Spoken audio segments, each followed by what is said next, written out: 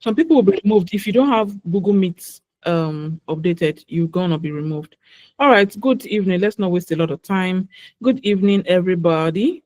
Welcome to week 2 of this webinar. Check the webinar, not with anything, choose one.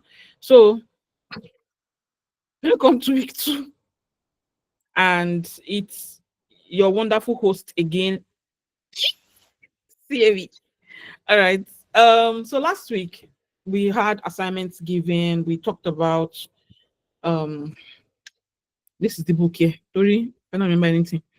We shall talk about many things, right? We talked about association, we talked about the brain networks, we talked about how salience network is the part of your brain that allows you to pick from the daydreaming, mind wandering parts of your brain and take from the um, executive control network part of your brain and then bring those two ideas together, which is where creativity is the strongest, right? When you daydream, your creativity is strong, right? But when you are able to daydream, bring your fantasies into a plate and then sprinkle a little bit of salt for taste, right? Pass a little bit of judgment on it based on the functionality of what you want that design to perform, the actions you want that design to perform. Then you can now say, okay, now it has done the work of beauty, it has done the work of being a magnet for attention, right? It has done the work of passing the message across, and it has done the work of persuading you to give feedback, because design is what? Communication. So he has done the work of collecting feedback from you. All right. So quick audio check. Can you hear me? Can you hear me? Okay. So I'm just going to pin to the screen for everybody. All right.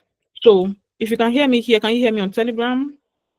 Quick check, quick check, quick check. I'm so sorry, Brilliant. I don't know what's going on and why you can't message, because like I said, I didn't put you on any. Okay, loud and clear, awesome.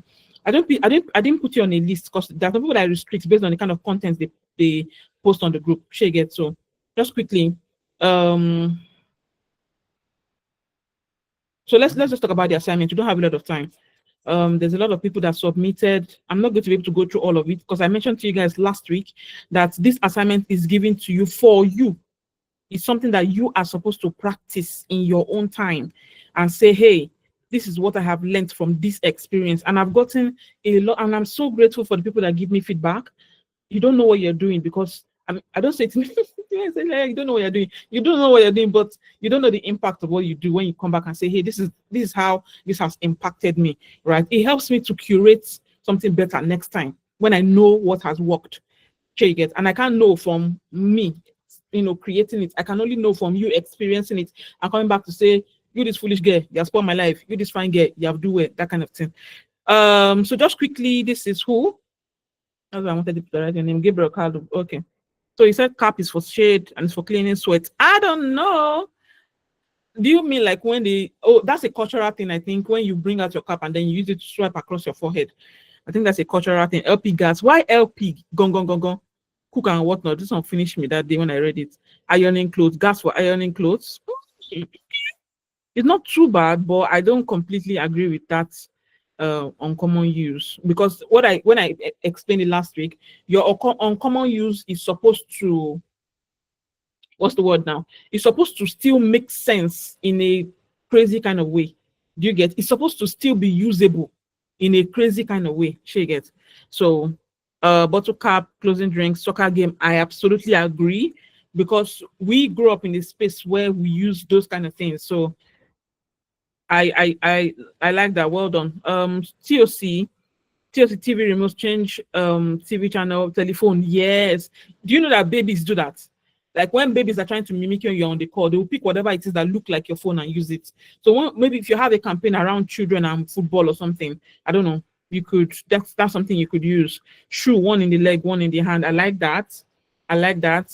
Laptop for working kitchen tray. I actually, when I read this one, I was like, yeah, this actually makes a lot of sense. And trust me, I read a lot of the assignments that you guys. I'm just going to do a few and move on quickly. Mop, cleaning the floor, expensive wig. I love it.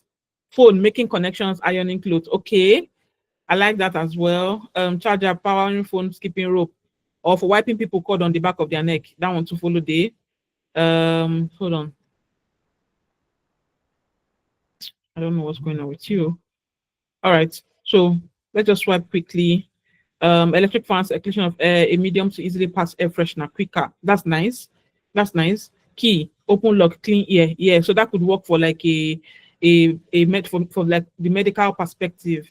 Paper, writing material, akara wrap. I like that.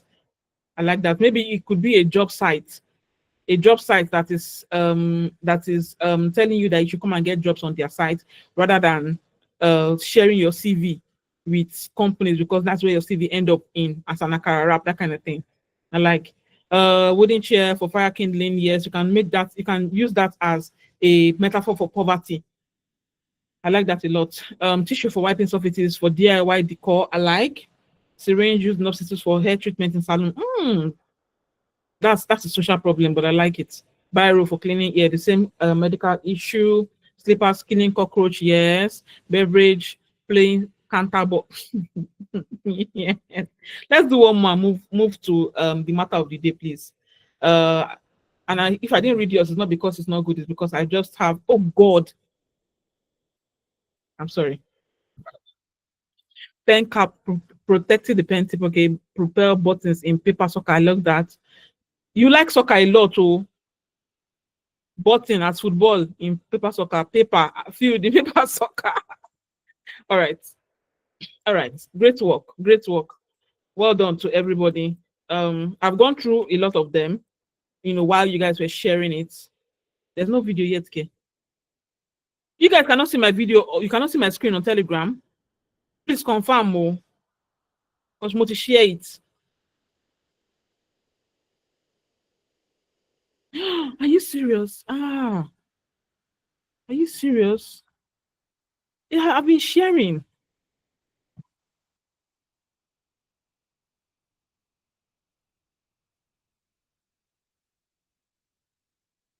This what about now? I'm so sorry. I should have checked. I only did audio check instead of video as well. Is it better now? Are you seeing it now? Yes, no. No. What's happening? We don't know. Hold on. Wano.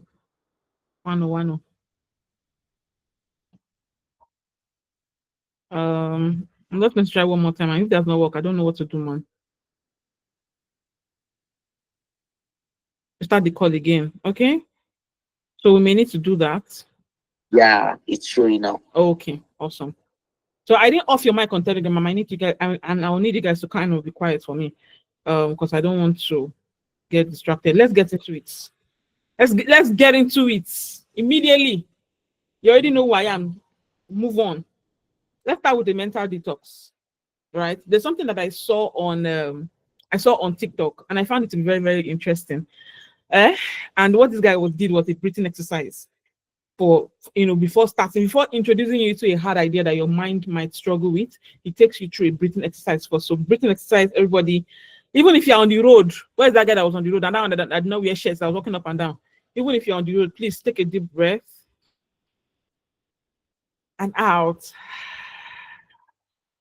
and relax your body. We are not here to fight. Deep breath in and out. You might shake a couple of tables, but you're safe. You're safe. You're safe. Deep breath in, out. We are here to unlearn, relearn, and just learn. Okay? So let's get into it. So first of all, creativity is beyond what you share. It's beyond design, actually. There's no field in this world that doesn't use creativity, right? Even in the medical field, if you watch TV shows like Doctor, is it the doctor they call it? That guy that is autistic. uh So when he wanted, there was a guy. There was a time in the series. I didn't watch it, but I just saw like a clip. There was a time in the series where he was at the airport and like something that was made of glass up fell down and he hit a boy on the head or something like that, and then some parts of the glass entered his bloodstream. So the guy had to quickly either do something to his throat or something like that. He just maneuvered something, using alcohol bottle and whatever that he could find, knife and whatever, and took sellotape to quickly make something, right? That is creativity. So creativity is not only relegated to the creative field. Creativity is meant for everything and everybody and everywhere, right? One of the things that I would like to make sure that we all understand is creativity needs you to be flexible. It needs you to be like Shingon. You need to be flexible, right? You don't hold on too tight to any idea that you think is right. That completely goes in the opposite direction, in my opinion. This one is not science now. I do not see it anywhere. It's my opinion. I don't think if you hold on too tight to any idea that you are expressing creativity, because creativity literally tells you that you should explore things that doesn't make sense, and you need that space to be able to explore those things that doesn't make sense and somehow make them make sense. All right. Okay. So all the English that I wrote here is basically means that you don't need to follow the world's idea of great. Sometimes what is great to you personally, and to those people that have that same personal experience as you. There's something that I mentioned in the last class. I said you are a body of what? Experiences. You are a body of Guinea experiences, meaning that what you are experiencing, somebody somewhere else is probably experiencing the same thing. And when you want to communicate on that problem, you need to communicate in a way that you people as a group understand that problem and digest the solution or the design that brings awareness to that problem or whatever. Okay, so there's an example I wanted to share. This guy Massimo, I think it was around 1972. You have to check online by yourself. If you click on this link, it will take you to a Medium article that kind of does a good job explaining it. That's why I added it there. So this guy was the one that created this map. He created this map. So he was thinking, oh, the conventional map was too, it was too rigid.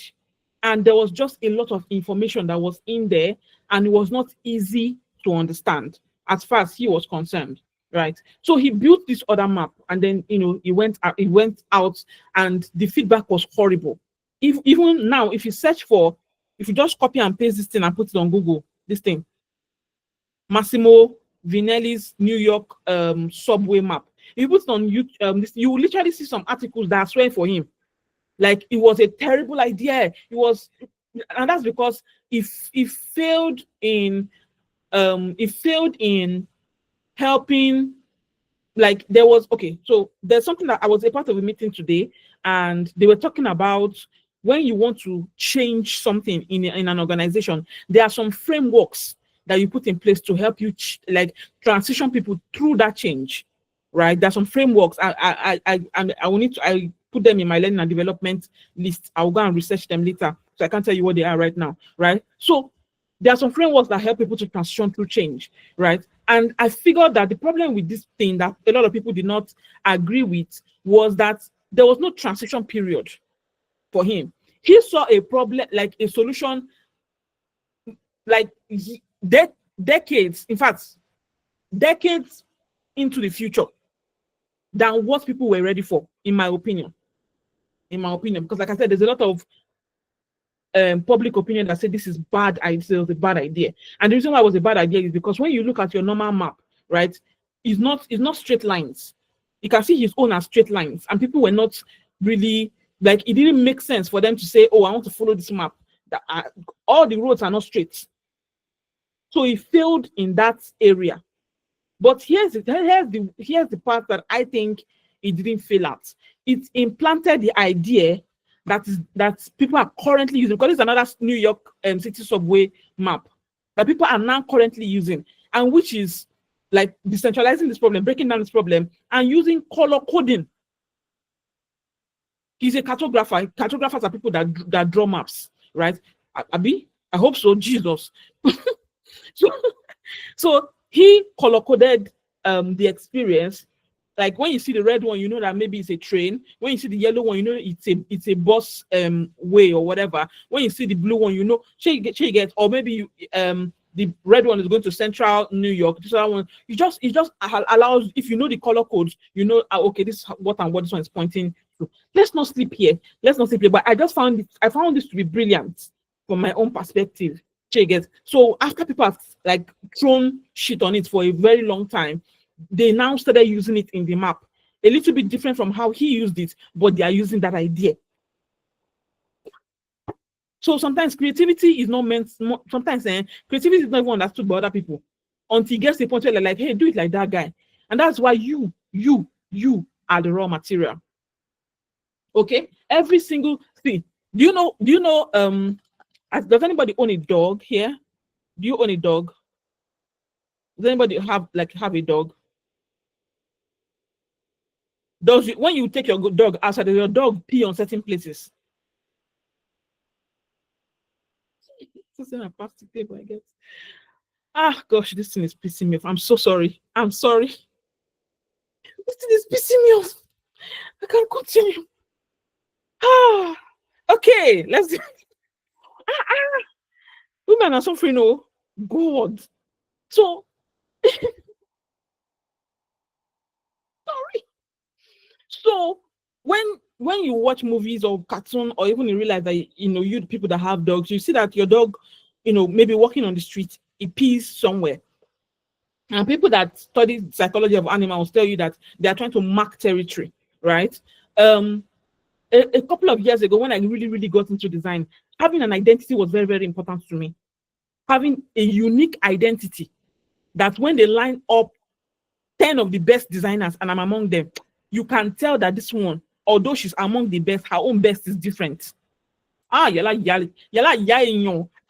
can tell that her own best is different. That's what I always wanted.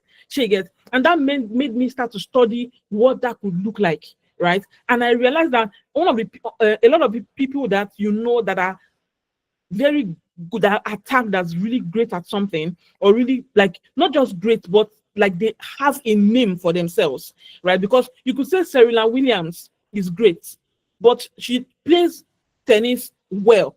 She plays tennis greatly. But there's nothing that you can say, oh, this is Serena Williams within the tennis field. You just know that she plays great. But then look at an artist like maybe Da Vinci or Picasso, right? Even in the art world, that are like, if you have like 10 great people and you line them up, you will see Picasso's work and you know that, no, this is Picasso. Do you understand? So that's that P. So I pee on my designs. I know that sounds weird, right? But I pee on my work. I pee on it to the point where somebody will see my work outside and say, now see if you do this thing. Even without having it, maybe it's not on my social media, maybe somewhere else. They will see it and be like, oh, it's the CAV that did it. There was a time a couple of years ago where people send me design, like, now you do this thing, Abi. I'm like, yes, now me do them. It's not my place that they got it from. They got it elsewhere. You get? So everything that you create, every idea that you create carries your fingerprint. It carries your legacy. All the people that used to say, I want legacy. It's not your children that you born that is your legacy, right? It's these footprints that you leave in the sand of time that is your legacy. Being known for something that out of 100 great people in this particular field, now you with you stand out. You get? That's on one end. Now, we are also a raw material in that design is a reflection. Do you know that design is a reflection of who you are? There's Paul Schrader's video that I shared with you guys. He said something that was it's very simple and simplistic, but it blew my mind because it's related to what I want at the moment and related to what I'm teaching you guys. There's something he said. He said, sorry, he said he felt like he doesn't know how to express love, right? And then because he felt that way, he went, for therapy.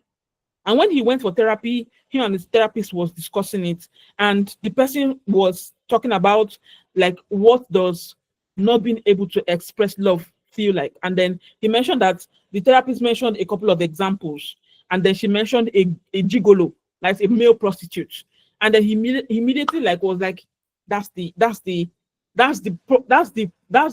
wonderful example that you could use, a gigolo that he exchanges sex or physical affection or whatever for money. And so because it has become a transaction, you find it hard to actually love people genuinely or believe that people can love you genuinely, right? And then he takes that idea and makes it into a movie. And that movie is a metaphor for the kind of, for him, or a reflection of him not being able to express love fully. So that's from his filmmaking, screenwriting career, right? But design is actually a reflection of who you are if you allow it to be. And I can't explain it further than this for you. You have to be the one to understand it deeper, right? I will give you an example that can maybe help you. If you are designing for social good, for instance, and you're designing something around rape, I know that is a sensitive word. Calm down.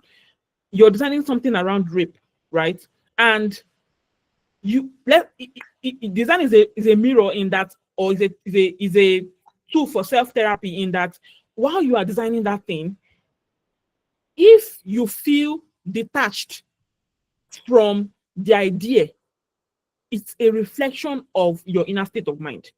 If you feel attached to the idea, either from the perspective of the rapist, either from the perspective of the rape victim, either from the perspective of someone that's just empathetic, that just have empathy for what is happening, it's still a reflection on you. So whatever you feel in that moment, however you're able to express yourself in that design, is a reflection of who you are. Okay? Then for other people, design is a tool for commerce. We don't want to sell markets, campaign, product, app, buy our chewing gum. It's just commerce. We just want to sell market. And for some people, it's the both of them. We are selling markets and we are also using it for therapy. Okay? Should I pause here and ask whether you understand me? P on your design and there's what you need. You know what I look like? Fine, get P on your design, yes. P on it. P all over it. P on it to the point where, yes. And I said what I said and I mean what I said. I pee on all my designs. I pee on it. Not physical peeing, no, please. But pee on it. Yes. To the point where anybody went near and smell like this. Not me with this. Exactly. So secondly, you need to develop remember that what we are doing is the mental detox, right? We are trying to get ourselves to the point in the creative process or into the world of creativity where you don't ever look back. Like there was never, as far as you're concerned right now, there's never a time where you were not creative because that world does not exist anymore. Do you get? So that's where we are, right? So here's my thing, and I strongly believe this. If you want to succeed at anything, you need to change the way you think about that thing. There was a time I told myself, I said, I want to be a rich designer. I want to be a rich designer, thinking rich. Design doesn't have to be the thing that will make me rich, but I wanted to be rich. But here's my thing. The way I thought about money comes from my poverty background. And I didn't want to be in that space. So I needed to I started watching content, reading content that kind of started changing my perspective about how I saw wealthy people, how you relate to them, how you behave around them, how you like just everything. Share get. So how I wrote that example that if you want to be wealthy, for instance, you need to change the way you think about money. You need to change when you change the way you think about something, your relationship with that thing is going to change. Do you understand? Let's say let's use another example, right? Let's say you don't like your mom. I don't know what she did to you, but let's say you don't like your mom, right? But then you started to think about your mom from the perspective of her being a first-time mother. Let's say you're the first child, all right? Looking at how from the perspective, let's say you have been a first-time student in a school before and you've made mistakes, or first-time boyfriend in a relationship and you made mistake, or first-time girlfriend in a relationship and you made mistake, right? And you realize that, okay, I am prone to mistakes, so she must be prone to mistakes too, right? When you start to change the way you think about her, your relationship with her is going to change. The same thing with all this gender war back and forth. When you change the way you think about women, your relationship with women are going to change. I mean, it's going to change. Sorry, not your relationship with women is going to change when you stop seeing them as, I wanted to use an 18+ word, but seeing them as a tool for pleasure or a tool for like maybe chores or whatever, and you see them as human beings. When you change your mindset like that, I'm just using that as an example, your relationship with women generally is going to change, right? So this, you can download this book, right? It's called Mindset, the New Psychology of Success by Carol Dweck, right? You can read it if you find the time to read it. But she is talking about you transitioning from a fixed mindset to a growth mindset, like expanding and the way you perceive problems or challenges, or the way you approach anything that you're approaching, right? With growing with it instead of saying, this is how it is. Men are wicked. Mothers are like African mothers are wicked. Oh, Nigeria is bad. Just I don't know. At the end of the day, like I said, it's a reflection of who you are. When you read it, when you open it, you will develop your own ideologies and your own opinions, right? Then I think this is the last one. I hope so, God. All right, good. Then stretch it and shake it, right? So after you have done a little bit of work on developing a growth mindset, I need you to understand that growth mindset is going to affect the way you think about a lot of things, right? You begin to understand that some things that people say, oh, I was lucky, it was not luck. It was the way they thought about it. Because what you think about is what becomes your reality, most times, especially your subconscious, right? So when you change the way you think about something, over time, you just me, I don't believe in hard design. That, oh, this design brief is so hard. I don't believe in that shit. I'm sorry. I don't believe in that shit. Everything you give to me is a challenge, and challenges are meant to be surmounted. That's the kind of mindset I take into every project I work on, no matter how complex or how crazy it is, right? There's room for negotiation, there's room for communication, there's always a way around it. That's what I truly believe, right? So I need an idea is desperation. I need to get this thing done. Oh my God. Once you put yourself, you will notice that there's this that they say about when you use computers, that when you're in a hurry, that's when your computer starts to slow down. And sometimes not even that, is that before, when you were calmer, you were able to manage the slowing down of the computer. But now that you are in a pensive mood, like you are desperate, there's a lot of pressure on you. You begin to see the way the computer functions a little bit differently. So now it feels like the computer is slower, but the computer has always been slow. You just did not notice because you were calmer before. So move from desperation to empowerment. All right, move from how you speak about it. I don't believe in difficult clients either. I stopped thinking like, do they exist? Yes, but I don't believe in difficult clients, like saying it, like acknowledging the fact that, oh, this client is so difficult. They can be difficult, that's fine, but I will never say it. I will never use my mouth and say it. I don't want to be in that headspace anymore. So whenever you get to a point where you begin to feel that pressure of creativity, oh, we need to perform, you need to you are like, or you get to a point where you feel stuck, which we are going to help you through with the process that stops you from being stuck, right? When you get to a particular point and you feel like, oh, this thing is not moving as much anymore, there are some strategies that you need to put in place. But first of all, I need you to shake things up a little bit, because that might be all you need.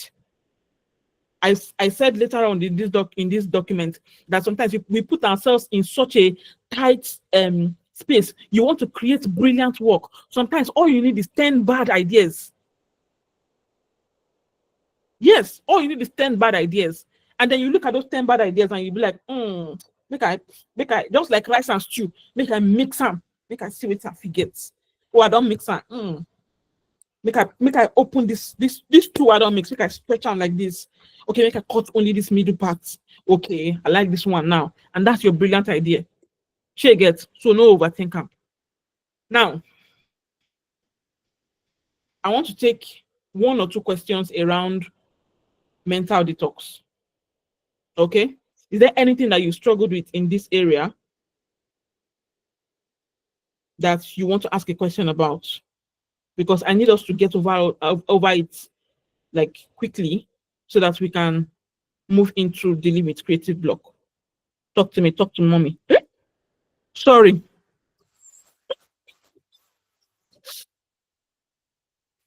I want to ask a question. Okay, sorry, let me put on your mic. Then just give me a second. Ayomide Gabriel, you're first. Let me put on your mic. So go ahead and ask, please. Okay, Ayomide Gabriel, don't come out. Omobolaji, serve.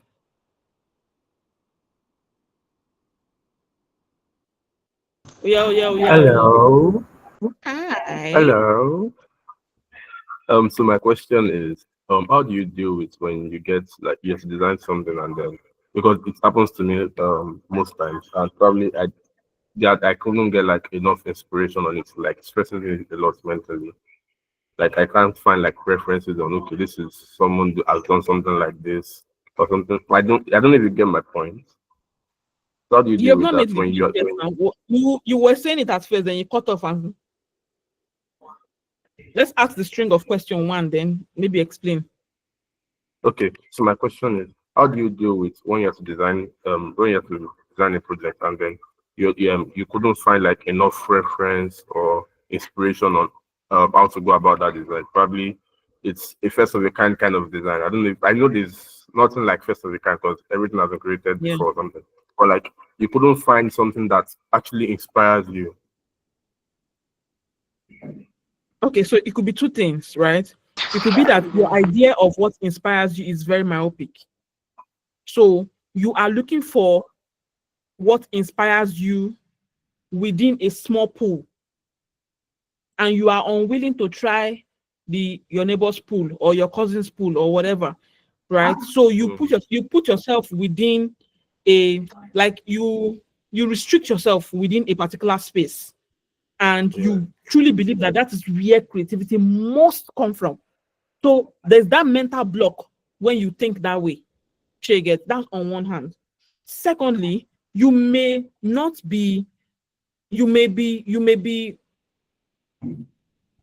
I've talked about restricting yourself. So let me just explain what I mean. I don't know the English to use, but it's like you, instead of you to focus so hard on that particular problem, think about the causing of that problem, Yeah. right? So let's say, is there any example that you can give to me? Let's quickly work on something. Uh, I work on like church designs.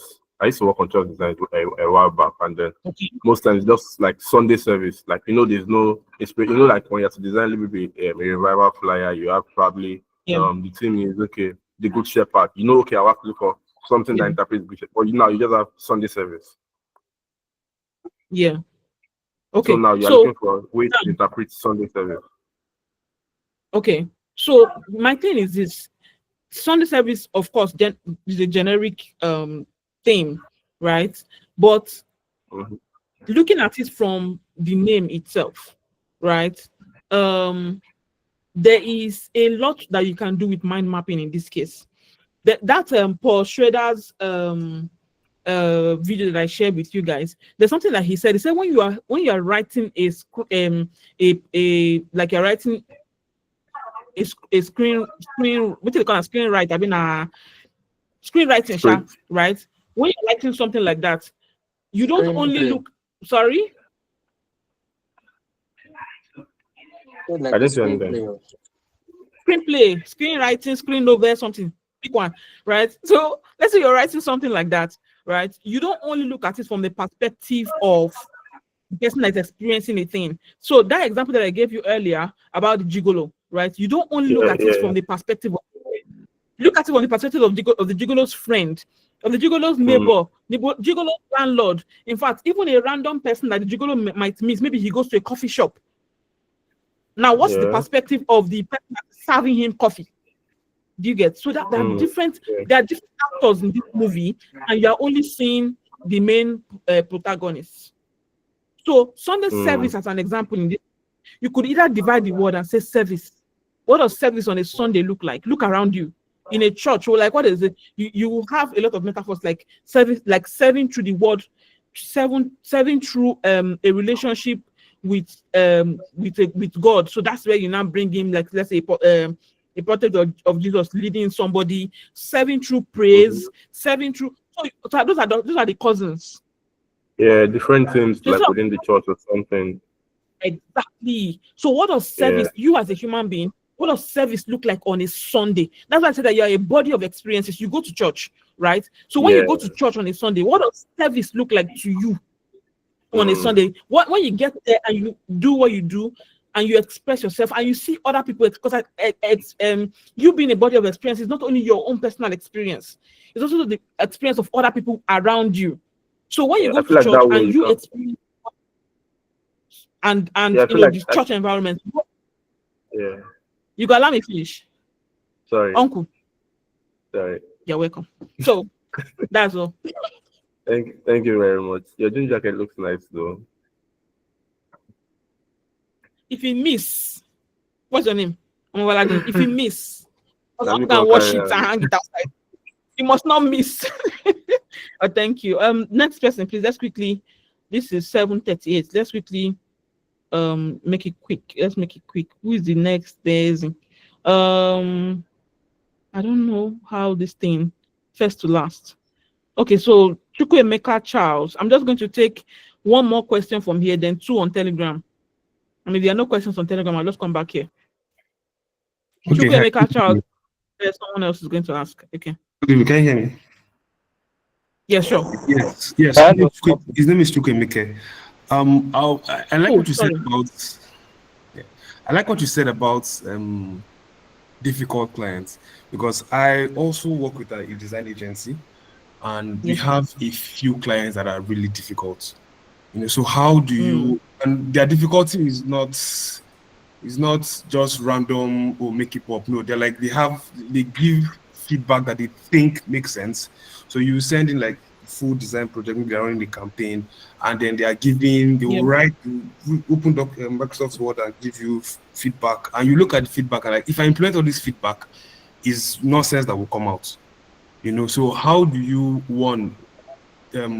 tell yourself that, oh, I should keep working with this client? Because sometimes I just feel like I should drop them. You know, just drop all the clients and look for people that make sense. You know, but how do you keep working with this kind of clients, and how do you also manage them? Okay, so there's something called, and this is what I've experienced, something that I've also seen other people experience. There's something called the God complex. If you look at the world and the heavens, and based on a Christian perspective, you would, if you ask God, right, based on what you know of God from the Bible, and you ask him, like, what is the best thing in this entire universe? He, as the creator, is the best thing in the entire universe. His opinion is final. His laws are final. His word is final, right? They say when Jesus says yes, nobody can say no. So basically, that means that whatever he says is final. That's what it means, right? So we as designers, anybody that creates, if you are a creator, just like God, if you are a creator, you have God complex. And God complex simply means that I am right. My perspective is right. my thinking is right, my solutions are right. And when you are working with people that do not see you as God, your solutions can never be right. Your thinking can never be right. At least it cannot be absolute. It might be right, but it cannot be absolute. Do you get? So first of all, I need you to understand that it is not about you as the designer. It is not even about you as a person. It is not about you. Okay. First of all, digest that one. Then, secondly, I need you to understand that what you have with your client is a relationship. It's a relationship. Every relationship requires something to prosper, which is communication. Okay, and understanding, seeing it from the other person's perspective. There was an analogy I was thinking about earlier today, and I was like, if I was looking at all this gender war thing, I was really analyzing it in my head today, and I was like, gender war to me is like when a man is wearing a shoe and a woman is wearing a shoe. The man's shoe is paining him in the front, the woman's shoe is paining her at the back. The thing that connects the two of them is that the shoe is painful, but because the man is not experiencing shoe at the back, and the woman comes and says, this shoe is paining me at the back, he will dismiss her pain.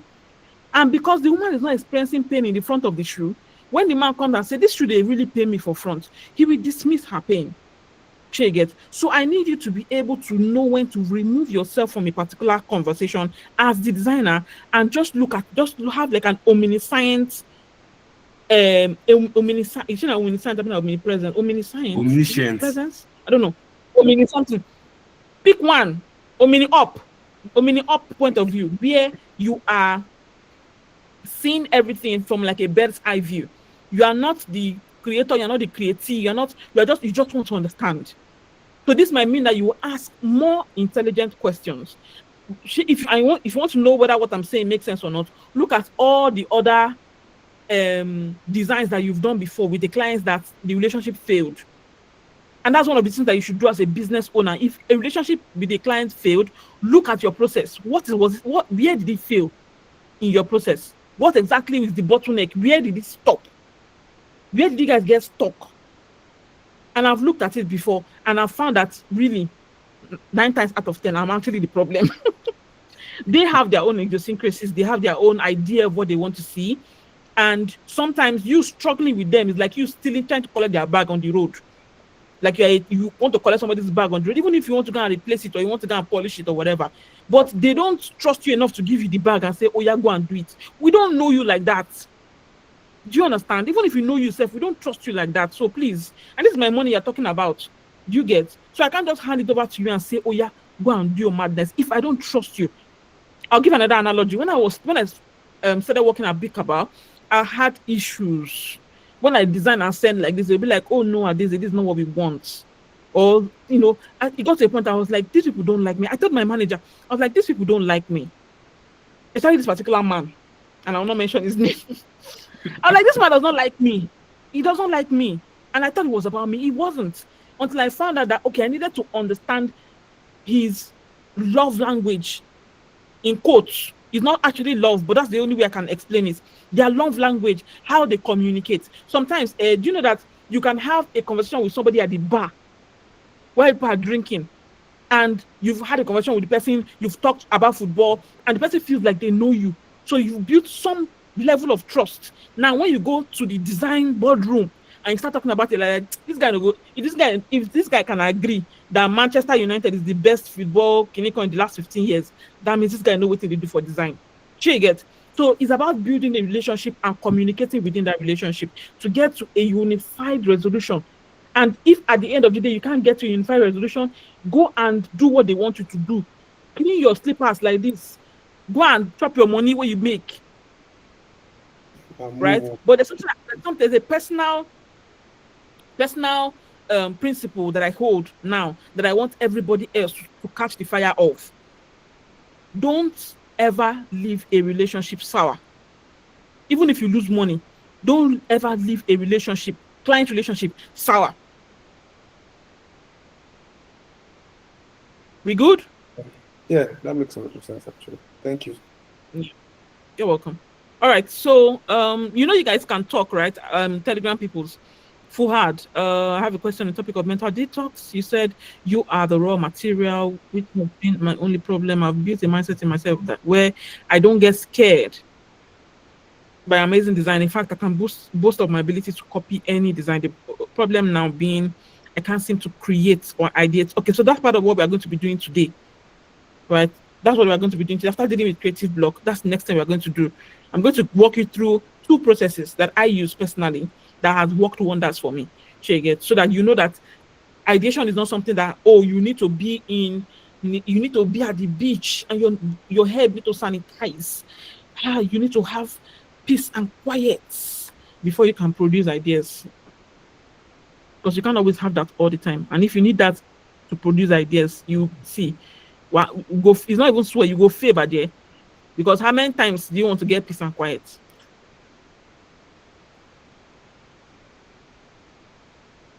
Okay, so I think that would be all. Do I have any other, like, one more question that I can take? I don't think so. All right, let's okay. Okay, let's do Steven. Then we can round it up since I don't have one more question. Okay, thank you very much. Good evening, everybody. And good evening, Carl.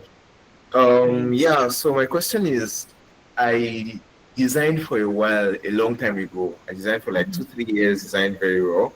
And I think I was very, very creative then. Then I started moving to strategy. I did strategy marketing for a long time and I didn't design. And I missed it and I've come back to design roles again. And I struggle to design because I feel everything I do is ugly.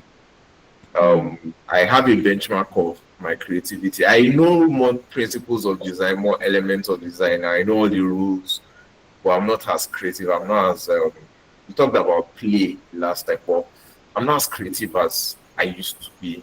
It's still fine. It follows all the grids, but it's not creative. It's not creative. Okay. All right. So one thing that I want, one thing that I want you to maybe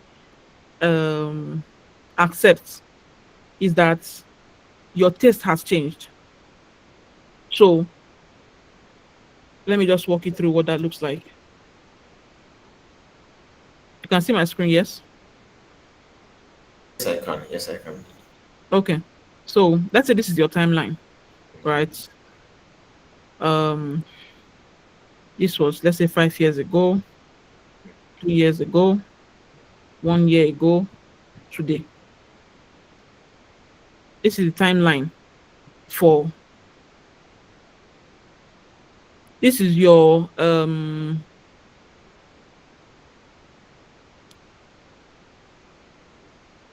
this is your design skill.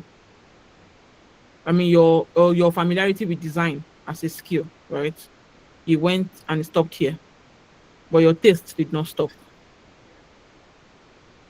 Your taste continued until you got here. So there's a distance between your taste and your skill. If I'm lying, you can tell me I'm lying. You're not lying. You're not lying. Your taste has improved. Your taste is up here. You want to, like, while you were doing strategy, while you post your design, you were still seeing designs, you were still experiencing designs, you were still seeing like really cool stuff, right? Because the design that we used to do 5 years ago is not the same as today. It's different because design changes with the culture. It changes with the culture. Culture of like 10 years ago might come back, but it's not come back the exact same way as it was 10 years ago. It changes, it evolves over time. Get? That's why learning and development is very, very important. So now what you need to do is you first of all need to do two things. You need to go back and analyze what was working before. Okay. What was it about 3 years ago that was fire, that was ginger?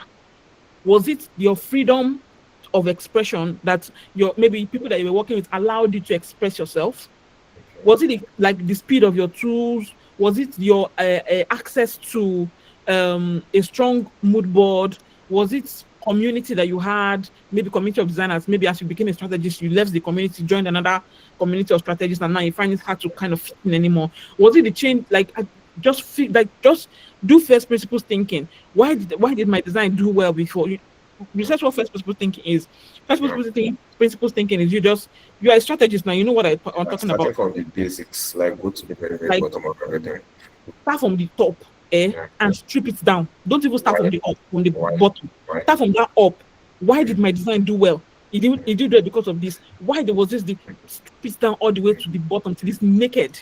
Even when it's naked again, still strip them again. Come out and the bone remain. You Yeah. get Yeah. so that you know that okay, this is the root cause of the problem or the root this thing of the solution. So that's one.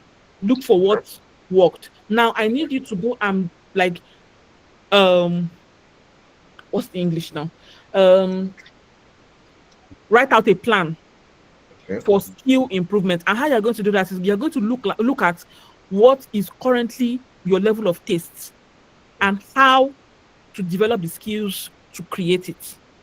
So sometimes it is more than just being able to it's more than just being able to ideate. Sometimes what frustrates you might be that you are able to ideate, but you're not able to create what you ideate. So, like, for instance, photo manipulation, and you might be like, oh, a tiger on a cross. But on top of that cross, there'll not be ring. On top of that ring, there'll not be rat. But you're not able to like actually open Photoshop and create it. Yeah. Also a skill issue. So being able to identify all these bottlenecks will now help you with your plan. You can now say, okay, for the next 3 months, so I'm taking a Photoshop course. The 3 months after that, I'm taking a course in creativity. From that just like that, before you know it, you've caught up to your taste, and now your skill and your taste now match each other. Same level. Okay. Yeah, That's amazing. Thank you very much. you are welcome. Isn't it go add firefly? I just call onto this thing. No wala. Put your fly. So yeah, that's all that I can take in terms of questions today. Let's get back into the thing. Let's talk about the living in creative block. Now, I mentioned in the last class that I've not experienced creative block in the last over 2 years, right? And the reason why I've not experienced creative block over the last 2 years is because I have a process. Now the process I'm sharing with you is the process when it comes to ideation, not design process, right? My design process has not allowed me have creative block. My creative process have not allowed, because they are two different things. Design process and creative process are not the same, according to me. In me that say it. So the two of them are not the same. All right. Apart from having a process, these are some of the interesting.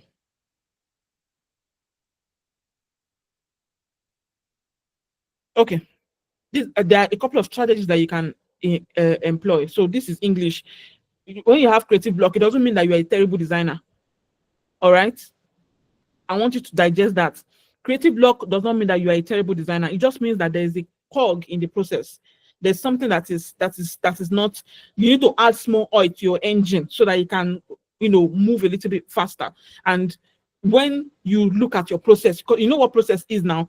Process is like within an engine now. Is this thing went from here to here? You run around. You went to here, they put an oil. You went to here, they wrap the middle. You went to here, they wrap the top. You went to here, they put inside packaging. You went to this other place, they put it inside carton. From this carton into a bigger carton. That's a process, right? So if you are feeling like you have creative block, there's a part of that process that has issue. Although you could also be tired. That's like a different thing, right? But one of the things that you look at when you experience creative block is where in my process have I failed? Have I gotten it wrong? Because I find that I struggle sometimes coming up with ideas if I deviate from my process. All right. So apart from having a solid process, these are other strategies that you can try. Change your environment. For some people, when you go to the office, that's when your brain needs to spark with ideas. Some people, it's when you get with your friends. Some people, when you are in the toilet. You see that toilet? I don't know what is inside toilet. Or when you're taking your bath, inside shower, there's something in that place. I don't know. Maybe that's where creativity is living, because I wish I can just carry my table and just can sit down there and just be it's sweet. See it. So a change of environment can help to make you feel excited, dopamine, right? And help you, get creative. Switch modalities. You see this thing, pencil. your best friend. And I hope you have your pencil and your pen because you're going to be sketching today, right? It doesn't have to be perfect. In fact, I pray it's not perfect, but we are going to be sketching ideas today. You'll find that when you want to design on, like say Photoshop, for instance, or Figma, whatever you use to design, when you want to design on your software, there's always that, it's going to take a lot of time. Like there's that subconscious understanding of how much work it will take for you to actually design this thing from start to finish. So there's that pressure that one has put on you already. Choosing what color do I use? What light do I use? What texture do I use? The layout, pressure. You understand? But when you are able to quickly just say, product here, headline here, logo here. Does it make sense? Okay. The product now, I go wrap on with ribbon like this. The product goes down like this. I will come put one small light for here. It makes sense. Okay. Do you get? So you can draw like 15 of it. And that pressure of performance, of like spending time choosing color, choosing texture is not there. Do you get? So instead of writing or instead of sketching, you can write. Instead of writing, you can sketch. Instead of like scrolling through Pinterest, go inside the road. It can be where you're buying bolly that you immediately see pattern inside dodo. And you'll be like, hey, this pattern in this dodo is fine. Oh, let me go and use it. Do you get? So sometimes it could also be, instead of it to be like on your computer, go and talk to somebody.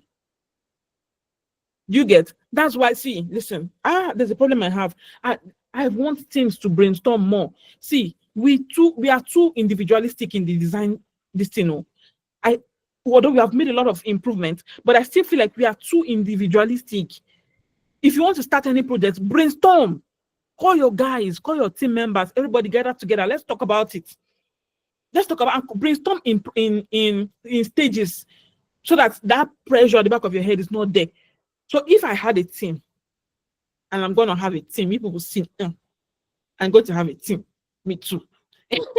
So if I had a team, right, and let's say we have something that we need to create in like 3 months, because I don't even like all this rush work. If you want to do something very, very creative, if something's happening in 3 months, tell me now.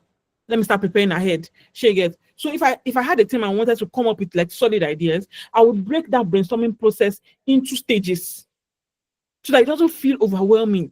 And after every stage, there's like a small assignment that you can take home. Nothing too complex.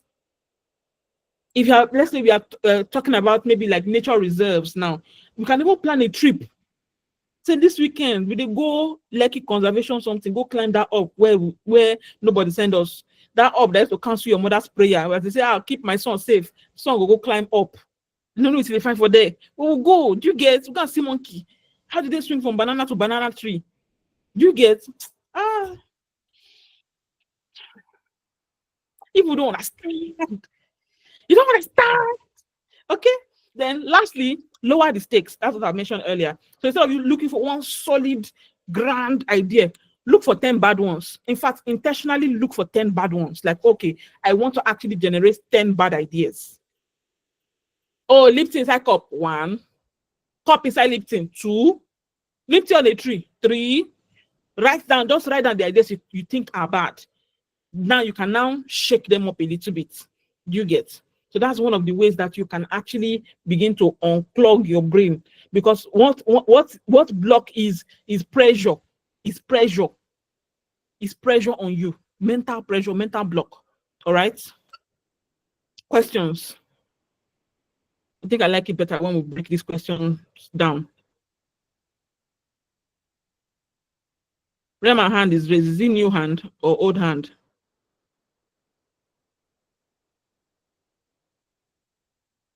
You see banana and old girl tree. That's why I cannot pronounce your name. The Siam. I am there, Gabriel. Okay. Hi, good evening. Good evening, Adaisi. Good evening, Hello. everyone. Can you hear me? Because you call my full government name, Adaisi. No respect. So, thank you so much for the lesson so far. It's been really, really inspiring and impactful. So, my question is in line with what my other friend asked earlier. I said he works in a design agency. So, Yeah. I was going to ask that in a space for like people that like me, for that work in the advertising space, and that we need to cater to big brands from time to time. There's this pressure that always comes from them, and that okay, it needs to be delivered quick, and you're not just working for one of them, you're working for like two, three at the same time. So there's just this mental pressure when briefs come in, you have to rush it, quickly do things and all that. So this pressure that comes from these guys, how do we, because it leads to creative block, just like what you said. You just find yourself that we are just exhausted, you're just tired, and you still have to Yeah. drop in the request next day. So how do we run this? How, what's like the way around it? Thank you so Okay. much. So you're welcome. So there's something I usually do when I start working with a brand newly, and I advise everybody to do it too. When you start working with a brand newly, have conversations about them as a brand and as a business and as their product or whatever. Have a general conversation with them, right? Talk about their processes, talk about their vision, talk about their goals, talk about their values, talk about their customers, talk about their social media presence, talk about everything you can talk about, and record these things. When you're done talking about them and having that, that meeting or that sit down with them, right? Take what you have learned and put it in a mood board. All right, put it in a mood board, and over time, whenever you see something that actually aligns with what is in that mood board, put that for the mood board. That's what I do, right? I was working with a brand in South Africa some time ago, and I would just be scrolling on Pinterest or even on Twitter. That's why I have my Pinterest. If you look up here, you see my Pinterest extension on my Chrome. So if I see anything anywhere, I go Adam, right? Because I had first of all done the work of understanding what I think works for them. I've had that conversation with them, and we have settled on, oh, this is how we want to present ourselves, right? So once we have settled on that, the next thing is for us to determine what are the identifiers that you will use to know, like anywhere you see this particular thing outside, it feels like this brand. Do you get? So an example I can give you is that brand I was working with. Um, the design style that I chose for them that I feel like it fits their personality is bold minimalism. Is a design style. So bold minimalism. So what I do is anytime I see anything that looks like bold minimalism, I just chuck it inside there. I chuck it inside there. So now, if I want to create 10,000 designs for them, all I need to do is open the brand's mood board. The style of typography effect is there. The light effect is there. The texture background is there. Different types from different sources of inspiration. So that's what I think you can do for times where you need to now quickly produce something. Do you think that would work? Yes, yes. Thank you so much. We used to have Pinterest mood board, so I think I'll now tailor it in this line of what you said by per brand. Yeah, Once you see something, just pin it to, oh, this is for this particular brand. Thank you so yeah, much. yeah. Add how it feels, how they speak. Sometimes not even just how something looks.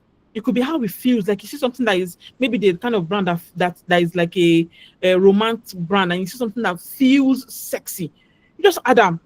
Sure you get, because you are, apart from what you're designing to look, what you're designing to, what you're designing for people to look at, you're also designing for them to feel something when they look at it. So you want to also put in the mood board the things that feel that feeling, that emotion you're trying to evoke, which is part of what we're going to talk about. John, why you think? You they think too much? Put your hand down. Hypertension, day town. You're thinking too much. One more question. Let me open this queue. Make I switch this up. Oluwafemi Olanrewaju. Going once. Oluwafemi Olanrewaju. Going twice.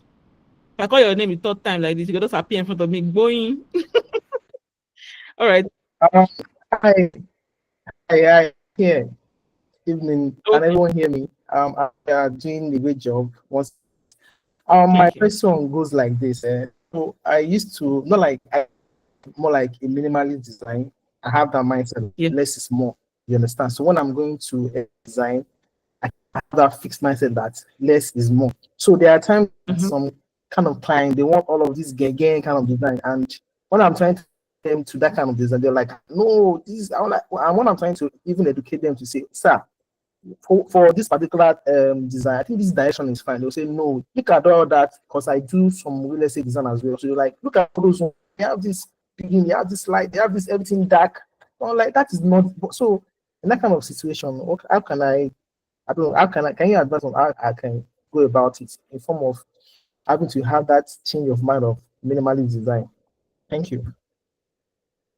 I think you've boxed yourself, and you have entered God mode of God complex. You have entered the God mode of God complex, because what do you mean the one you like is what you want to do for clients? Are you the one paying them money? I mean, they don't pay you money. So, but to be serious, yeah. You have, like I said, you boxed yourself, number one. Number two, you are trying to force what you think is best, on them. Me, I like chaotic designs. So maybe you should give me that client. I like chaotic design, right? I like designs that there's something they call organized chaos that designs has. I don't know how to explain it to you. It's like is the bedrock of African design. Organized chaos, something that looks like it's chaotic, but it's also organized in a very interesting way. So I love that kind of design. So if I like that kind of design, people find it hard to believe that I can work with something minimalist, and that's not true at all. So I have like the opposite problem of what you have, but mine is like people already look at me and think, nah, she can't do minimalist. So what I think you should do is, in your free time, using your own personal designs, do a minimalist version and do a complex version. Like, take a simple design and complex it, just for you to begin to like break away from that thinking little by little. And you'll see that after a while you begin to adjust. In fact, you can even create a mood board called complex design, and you now begin to like train your eyes to see it, train your eyes to recognize it, especially the good ones, right? And you just put it in that mood board, and then when your client comes, you can now like, okay, because now you've practiced how to create it, right? And you've practiced how to transition from minimalist to maximalist design, right? Now you have a stronger understanding of what creativity looks like in maximalist design. You understand how the layout, you understand how it makes people feel, and now you are able to translate that feeling or that expertise or that skill into your client's work. So make sense? Yes. Thank you very much. Thank you very much. Thank you very much. I appreciate it. All I would include that in my question. Okay, awesome. Let me quickly check Telegram.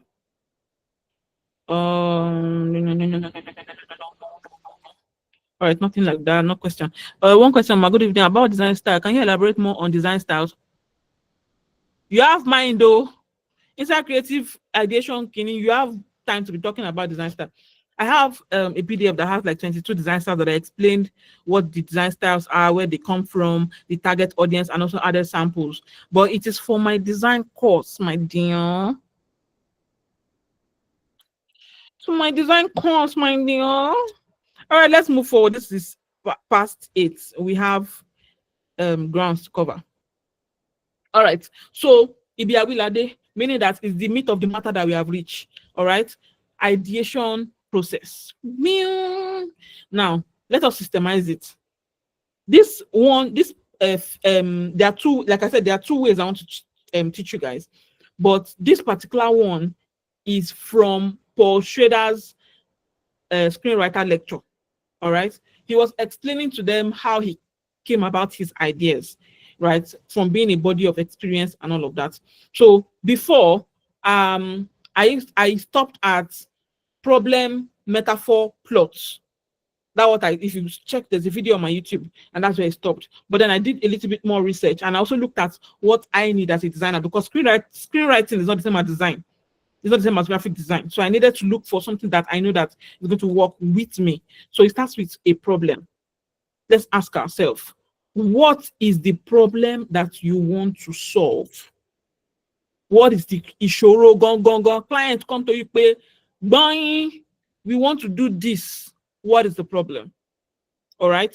And I'm using the example that somebody asked a question in that YouTube video, and I'm using that same example after this, you're still going to come up with like new ones on the fly. So if there are any problems that you can come up with, it can be personal, it can be social, it can be business problems, it can be product problems, whatever. You can just drop it in the comments. I will just pick a random one and quickly do something. So first of all, the guy was saying that there's an aviation community that people that he was designing for, and then they are inviting people to join the community. So the problem was invitation to join a higher class community, an aviation community, right? And then the emotion that you want to evoke. So when you say we need people to join this community, that's our problem. We don't have people in this community, or we don't have enough people in this community. We need more people to join. That's the issue, right? We need to expand the community. We need more people that are high class people that are in aviation to join. Aviation means they drive the aeroplane. Okay, they drive the aeroplane. So what's the emotion that you're trying to evoke out of them? Like, what do you want people to, when they see the design, what do you want people to feel like yes? You get aspiration, exclusivity, desire. Desire meaning I want to join this community. Oh my God. Exclusivity, like, okay, it's not just anyhow person that will be part of this community. So because I'm not an anyhow person, I need to join this community. Aspiration, like when I get there, I'm going to make connections with a lot of like exclusive people as well, and be able to expand my wealth, or expand my reach, or expand my capacity, or buy a new airport, whatever the fuck it is that you want to do. I'm sorry for using French, but yeah, metaphor, right? Now, the metaphor is, how do you turn that problem into a metaphor, right? What is the metaphor for aviation, for instance, right? What's the metaphor for aviation? You first of all look at aeroplane, they fly in the sky. Abi, what else flies in the sky? Bird in it. As birds, they fly for the sky. It's all kinds of birds fly in the sky. But which one out of all the birds where they fly for sky it gives the feeling of exclusivity? Like, I want to be like, what kind of bird do you want to be? Like, if the bird, the bird community, or the bird.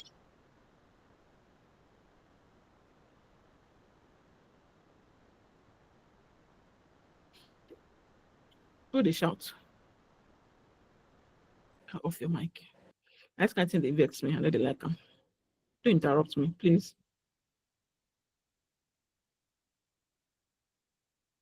Please, on Telegram too. Okay, when it's time for questions, we'll ask questions. When it's time for gist, we'll gist. Let's just learn what we want to learn. I will off this thing and go and sleep. Well, me, I don't have patience, so I will not off it. Everybody, are you paying me money? I shook your eye.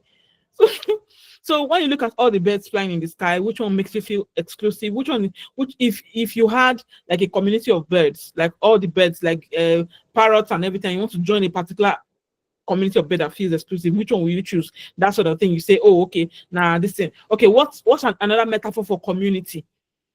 A round table. All right. What's a metaphor for invitation? Like when you want to invite somebody that, oh, we have space for you, share. So when you put all those three ideas together, you get a round table filled with eagles or something like that, and then there's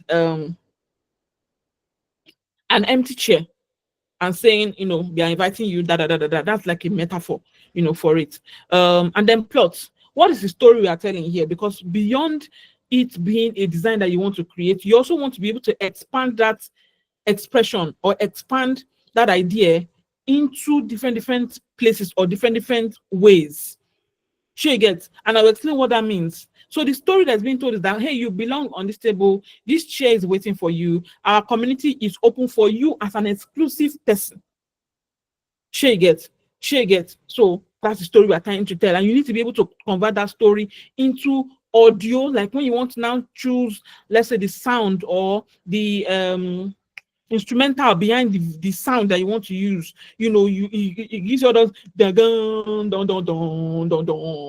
that kind of thing. It feels powerful, right? When you want to translate it into written words or spoken words, it still feels the same way. So you need to be able to like plot a graph, create a story around it. Now, these visual traditions, yeah, this guy, he said oral traditions. He said oral traditions, but I know that oral tradition will not work with design, so I said visual traditions, right? And that means like what cultural artistic codes amplifies this. So apart from these other metaphors that you have written, what other things can amplify? These are just a couple of examples. So that I think can amplify that feeling. Get. Do you know that back in the day, people used to write with feathers, and it's not just anybody that can write with feather. It's like the like really good feather in aristocratic people, like people who get money, they use them, right? So there are a lot of other ways that you can expand these visual traditions. Visual traditions basically means that if people are thinking about this idea, like the layman is thinking about this idea, would they immediately think about these exact same things that you're thinking about? Don't worry, we'll do examples. Would they immediately think about these same things you're thinking about? Then lastly, we have expression.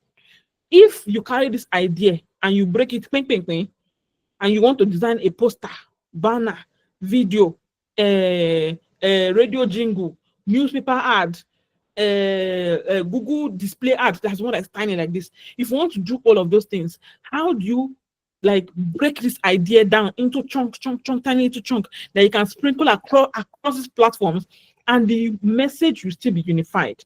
The feeling will still be the same. Okay, an example is if you wanted to, if you've done the social media one that has the eagles around the chair and everything, okay, now you want to design a 728 by 90 Google display ad, like a display ad, right? It's very tiny. We're gonna carry all the eagle and cramp them into that space. You can't. You can take one golden feather. You can take one golden feather and use it for your message. And it still feels exclusive. Let's say with like a white background. It still feels exclusive. It still feels high class, right? Then you add your message and then you're home free. Do you get? So that is one of the processes. And we have a class activity. Get. I'm going to do one. Then I'm going to pass the baton to you to do one. We need to leave this place by 9 o'clock. So I'm going to do one. You are going to do one. So I'm not going to pick a personal problem. Sorry. I'm not picking a personal problem. I'm going to pick any random one from you guys so that it doesn't look like I concocted it by myself. So after I'm done with my own, as an example, we are going to have like 5 minutes. You are going to pick a personal problem that you have, and you're going to force it through the chain of problem, emotion, metaphor, plot, visual tradition, and expression. Okay? So give me idea.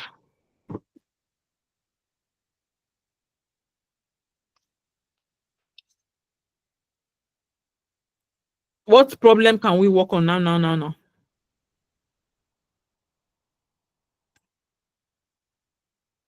A water bottle brand, plastic pollution. Oh, I like that one. Plastic pollution.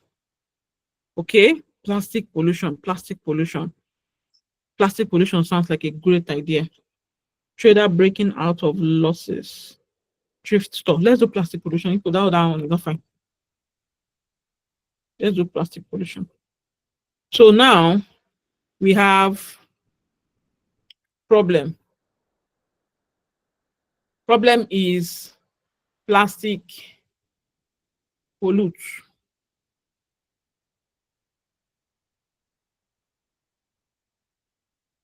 We can even start plotting this, like the like writing out the plot from here, Seth, and say, hold on. There's P, there's E, there's metaphor, there's plot, there's visual traditions, and then there's expression. So now plastic pollution is the problem, right? You can write out our plot and say we want to reduce plastic waste on beaches, for instance. Maybe the amount of plastic waste that is washing up on beaches is too much. So I'm not going to write the entire thing, please. You understand what I'm writing? Reduce plastic waste on beaches, right? Now, what is the emotion that we want to feel? We want people to feel. Now, it could be, we can say it in many ways, right? You can say it in a, don't like a, you are spoiling your enjoyment on the beach kind of way. You can also come from it from the perspective of empathy for sea creatures, right? Yeah, we can do empathy. We can do empathy.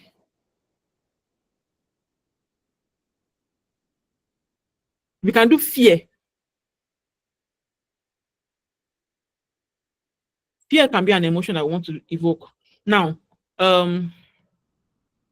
metaphor for plastic pollution, right? So we can think about it like this. When you want people to feel fear, how in Nigeria, for instance, let's say we are relegating this to Nigeria because the people you are actually designing for matters. Let's say we are relegating it to Nigeria. How do Nigerian people relate? Like, how do they come in contact with the ocean? They come in contact with the ocean in two ways. This is mind mapping is not here now. Mind mapping is in the second process, but it's also important. They either go to the beach as they go to the ocean by themselves, because we don't have a lot of ocean in this our Ankao, right? They either go to the beach or they eat something from the beach, or I mean something from the ocean.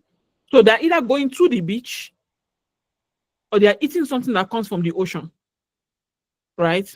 Now, because there's not a lot of people that goes to the beach, the layman may not necessarily understand what going to the beach and seeing plastic looks like. In fact, they can even use their leg and kick it, because we in Nigeria, they don't care like that. I'm sorry to say to the rest of the world, but if you want people to care, you really need to like jack their heart a lot, right? Especially in something that is personal to them. Now, because a lot of people do not go to the beach, we can come at them from what they eat that comes from the ocean, which is what? Eja.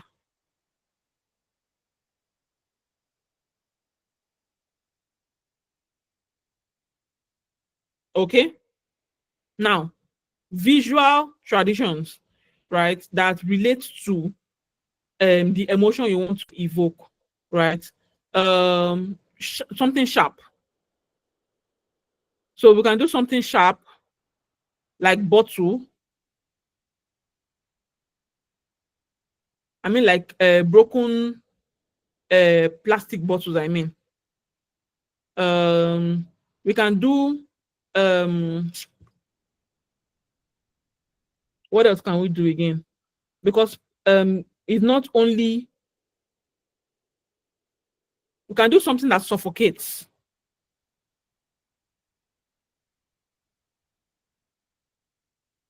Which is nylon. Okay. Then we can talk about expression later. Now, based on all of these things that I've written, I think some people started getting some ideas already. Imagine a world where, okay, we want to create fear from what they eat, and what they eat is fish, right? But they want to avoid something sharp, which is like a plastic, like a broken plastic bottle or something that suffocates, which is nylon. So you just add this fish to this bottle and put it in this scenario. Do you see how we plotted that graph? Add the fish to the bottle or nylon and put it in a place where they can relate to eating it. So what that means for us is that we may have an over-the-shoulder view. This person's head, this is their shoulder, right? And over their shoulder, we can see a plate of plastic fish. Which is made of plastic. Spoon there here. Fork there here. And the person, and you put your copy. Does it taste good? I don't know. Does it taste? I don't know. Does it taste good? Stop polluting the ocean or something like that. We can work out what it is, right? So that's one. We can look at it from maybe like expressing the feeling of fear. So we can have like a front view, instead of somebody on the dining table. Spoon they here. Fork they here. Right? And we have like what thing did they eat? Crab. So we can have like a nylon crab, like a crab in the shape of nylon, and you can now put that same this thing. Does it taste good?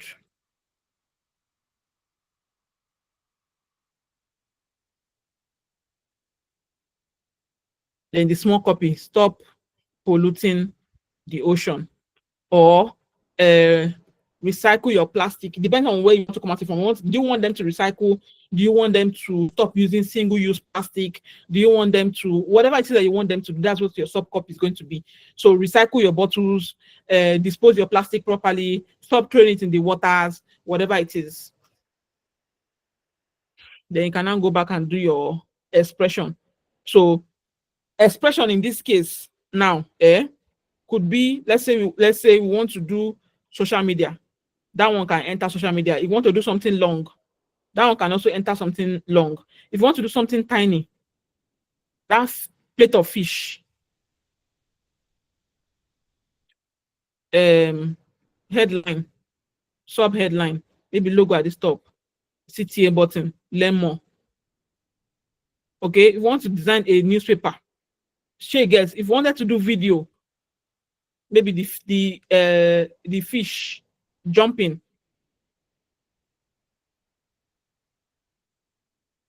Maybe the fish jumping on the plate and the guy running away or whatever. I don't know. The video team will have to figure that one out, figure their life out. But yeah, this is what I would do if I wanted to talk about plastic solution. Did you see how we went from problem all the way down to good visual? We can have a crab that is opened with nylon filled inside. A Nigerian that has a crab with nylon filled inside, we remove the nylon and eat the crab. So you need to think about your audience, how they will relate to what you're creating. A fisherman casting his net into the ocean. So you can actually still use that same idea and say you can put fish among the trash that he catches. But remember who you are creating for. Nigerian people will tell you, say, why you not come out the fish, throw them anything back inside the water? Do you get? So we are designing for people. We need to understand who we are designing for. Because we have been desensitized to a lot of things. You can't see the screen, okay? Eating plastic will kill you. I like that. Eating plastic will kill you. Then maybe in the subheadlines, you can add like a little bit of statistics and say Indomie plastic, yeah, but then we are trying to see it from the perspective of the ocean, right? So if it was just plastic pollution on land, you can do Indomie plastic. You can even relate it to food, right? And say microplastics are everywhere now, and they enter into the food that you need to make it visible, like mentally visible to the people. Like how does it go from one place to the other? How does my Indomie become plastic? Do you get? It needs to make sense. So questions on this one before we go and do assignment, though. I mean classwork, because I just need to do one. So you can pick. Okay, let's not do personal problem. Let's do social problem. So it can either be a personal problem, social problem, environmental problem, whatever. Just pick one. All right. So this is 7:29. I'm not going to say 8:29. Let us say it's 8:30. Right. So by 8:35, please, before 8:35, please drop your this thing. What is the problem? I should retake it again. David, I should retake it again. Why? What happened?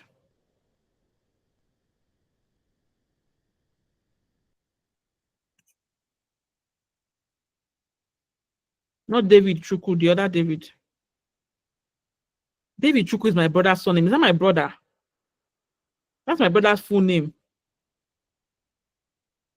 David, is that you? Are you in school looking at my kinini?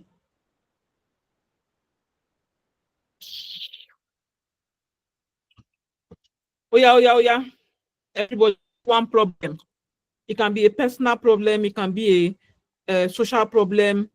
It could be any kind of problem. Just pick one and walk it through. Like, see, listen. There's no pressure. There's no pressure to perform. I'm not giving you mark. I'm not giving you well done. I'm not even going to tell you well done. I'm just going to look at it. So don't over pressure yourself. Oh yeah, we have 5 minutes to go.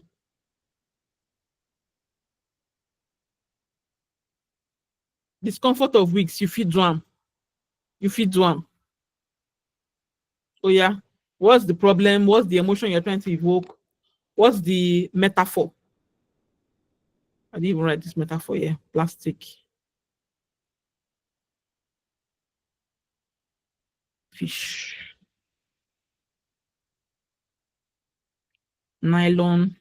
Crab.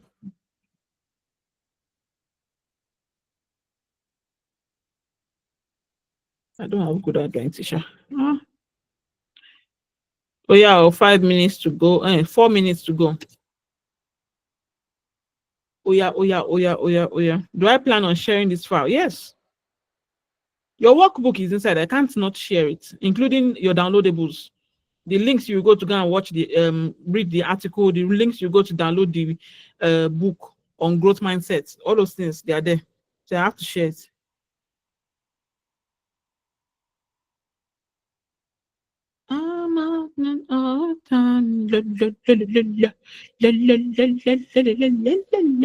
Three minutes more. Don't overthink it, just do pa pa pa.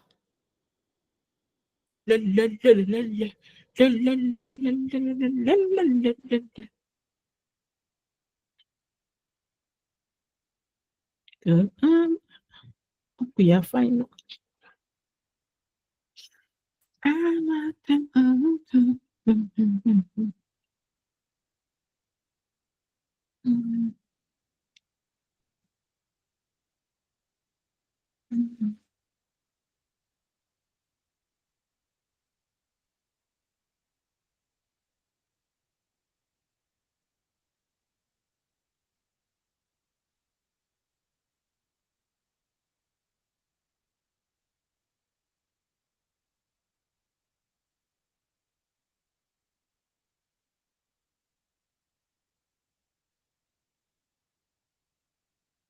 Two minutes to go.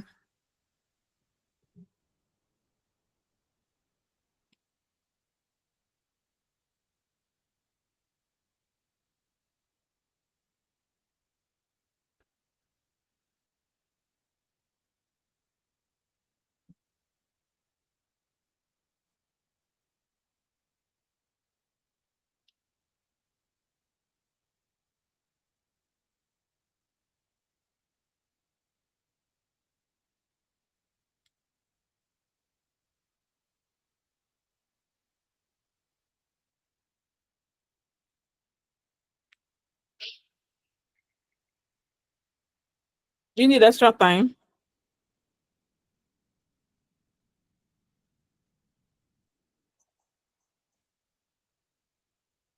Please finish it. Please finish it. Don't just write problem and give me. I don't need problem. Finish everything. Do you need extra time? Because we have just 1 minute left. Should I give you another 5 minutes? All right, let's do another 5 minutes. So by 8:40. So please finish it. Don't drop it 1-1. Problem, emotion, metaphor, plots. Okay, sorry. Let me just put this on. No, this is always behaving like this. Okay, so problem, emotion, metaphor, plot, visual traditions, and expression. Like I said, don't overthink it. Just whatever comes, easy enough for you. Look for the connection. You see how we connected it? Look for the connection. Oh, yeah, 5 minutes to go.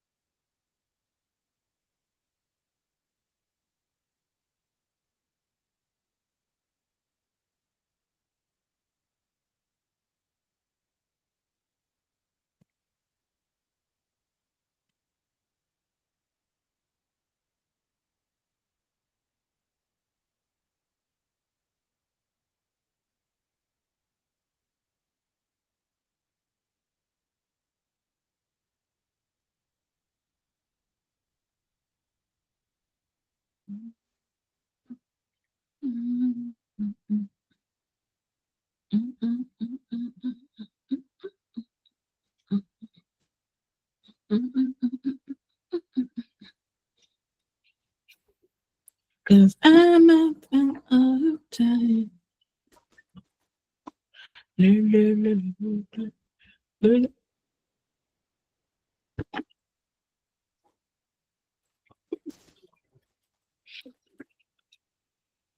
4 minutes to go. Come on, come on, come on.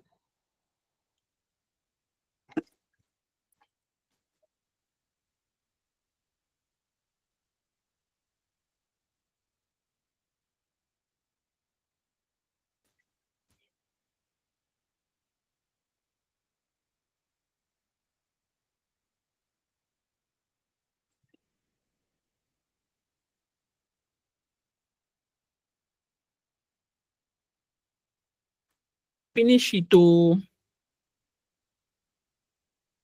it.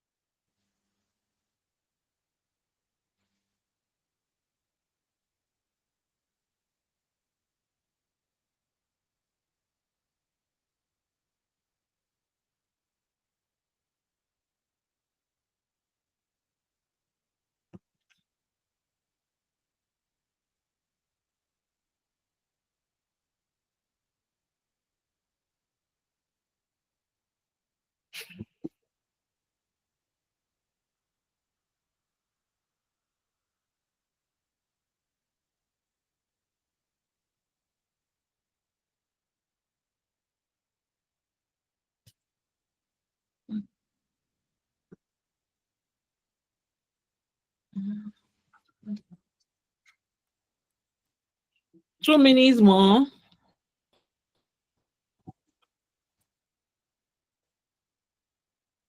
Two minutes more.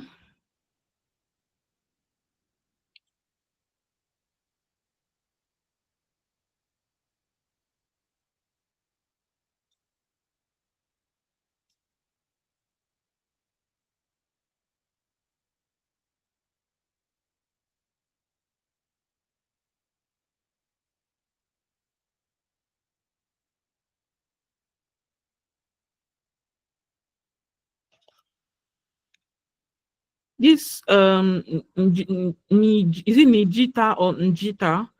I love your question. So if you want to make people feel good, what is it about the ocean that makes them feel good?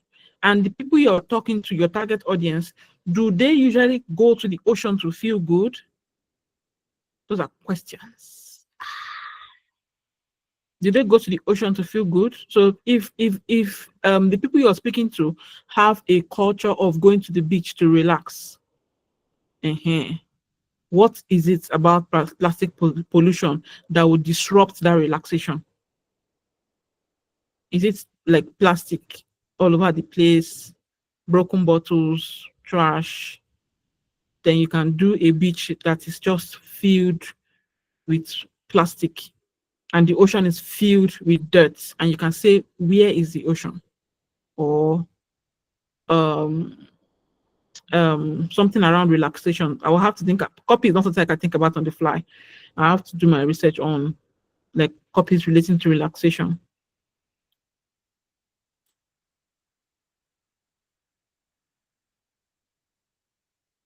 Or you can pick different beaches. Let's say you're in Florida, for instance, that's known for having a lot of beaches, right? You can pick different beaches and flood it with plastic in your design and say, like, do you want to visit Florida? Let's say the name of the beach is CAV Beach. You want to visit CAV Beach in Florida? Or you can project and say CAV Beach in Florida. 10 years from now, CAV Beach in Florida. Let's act now. Stop plastic pollution, that kind of thing. So you can come at it from that angle. But once again, keep an eye on your target audience. Who are you talking to? How do they react to certain types of messages? If they don't react positively to, if they don't react very much to positive messaging, you can use another thing. If it's not relaxation that they react to, use fear, use death, use sadness.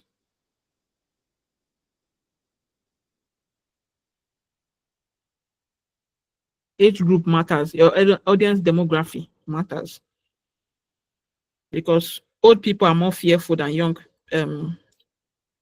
people. Young people are more adventurous. So when you're sending the message out to young people, you want it to sound adventurous. But one thing that both young people and old people are afraid of is death. They are all afraid of death. So if you want to say, eating this thing will kill.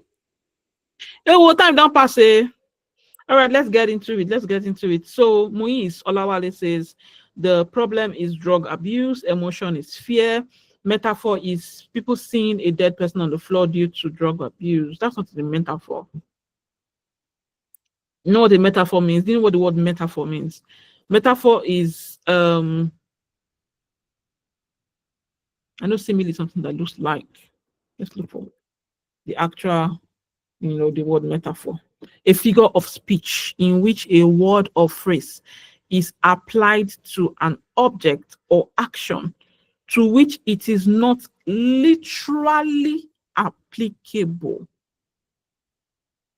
Again, it's a figure of speech in which a word or a phrase is applied to an object or action to which it is not literally applicable.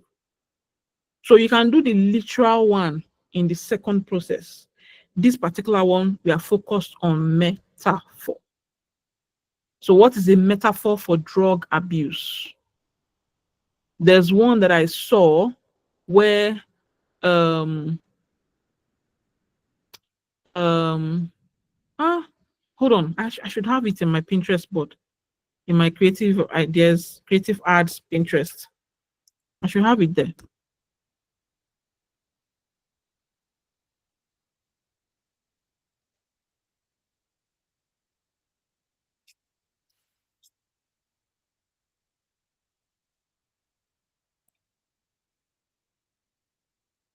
I think it was something around cigarettes. I think it was something around cigarettes. See the one for do I have it?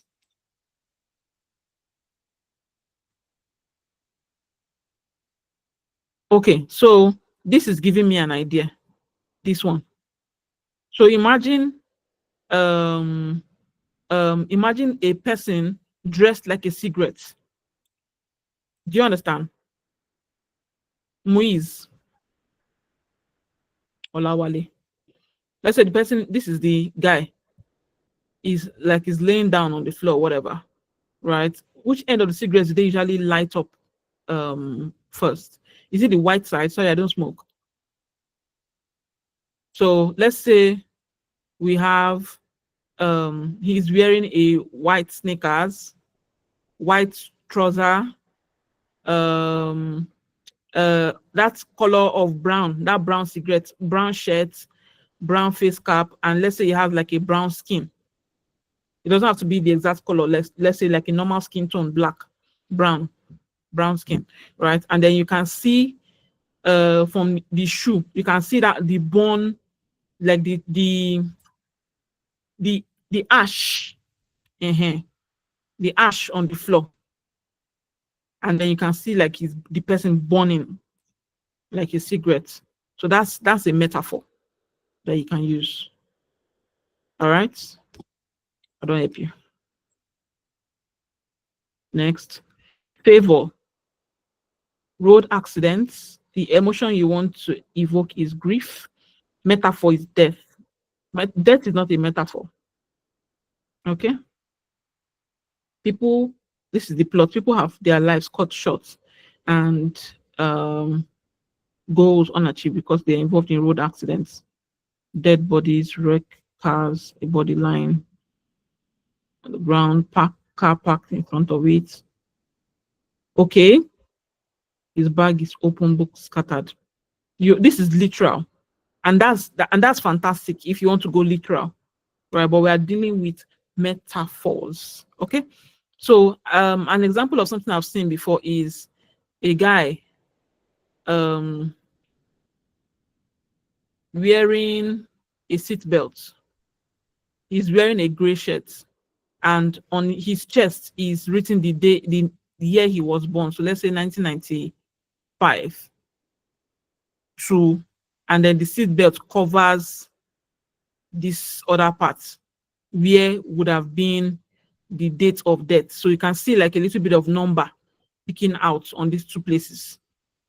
All right. So it's almost like you're saying when you wear your seatbelt, you cancel your date of death. So that's an example that I can use as a metaphor.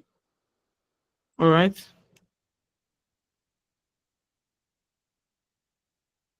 Okay. Poor educational system, feeling of confidence in learning, competence, a workbench with an engineer hat, graduate hat, and drawing sheets. That's not a metaphor. It looks like I've not done a good job of explaining what a metaphor is. Plot is a place where you can come and you are sure you will be equipped to solve real problems. Okay? A place where you can come and you are sure you will be equipped to solve real problems. We're talking about a place, a location. So we need something that ties education to a location. Since you're saying it is technical school, okay? So we need something that ties a location to education. So what's a metaphor that ties those two ideas together? That ties education and location together. All right? Now you're thinking compass, pencil.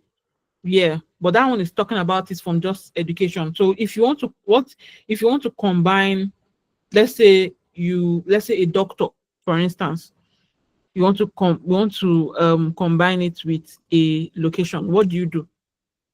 So this may not necessarily be a metaphor, right?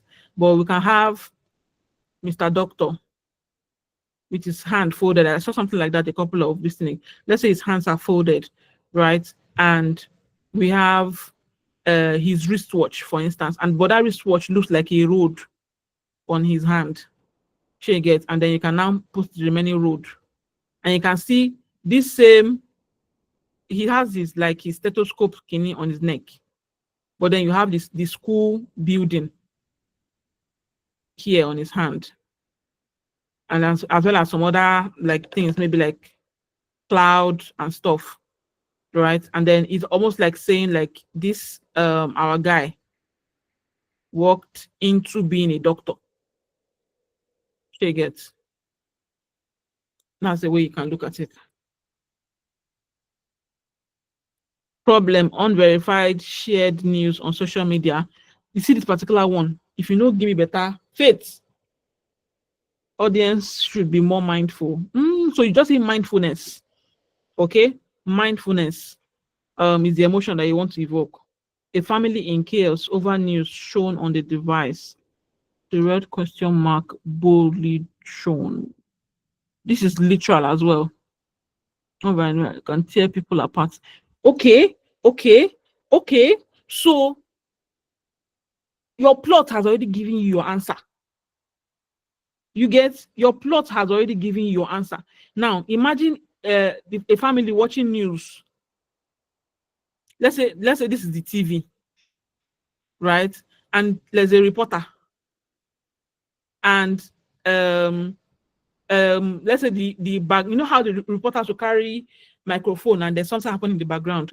Let's say the background is like a split rock, like when there's earthquake and the floor is breaking, and it breaks out from the screen and literally breaks the room apart. So you have this is the chair, maybe the chair tear or something. The chair will tear over here. So you have, let's say, father or and mother or something, and then you have maybe son and daughter. just so we can have like a gender balance. And then you can now put your copy here and put logo here, whatever, you know, sub copy or whatever. You get? So your plot has already given you your answer. So if you are talking about breaking a family apart, well, how do you take mindfulness and then connect it to breaking a family apart? Those are the things. Those are the things. Connect it. Demilade Ajayi, support for the girl child, emotion, empowerment, empathy. Because we have already said girl child before, we don't need to do too much. Just empowerment, empathy for non-women. Empathy for anyway. Metaphor, unbalanced scale. Unbalanced scale, yes. Rope pulling down, drowning. Okay, so drowning boats, yes. So okay, so we can do something like that, right? Or we can do a, what's that thing? If you're doing boats, like something on the ocean that is not balanced, right? What would you say is a, like when we're talking about balance here, we're talking about, you can think about balance and say, in fact, let's search the word balance. The what do they call this thing? Is it liver? It's not liver now. Is it liver?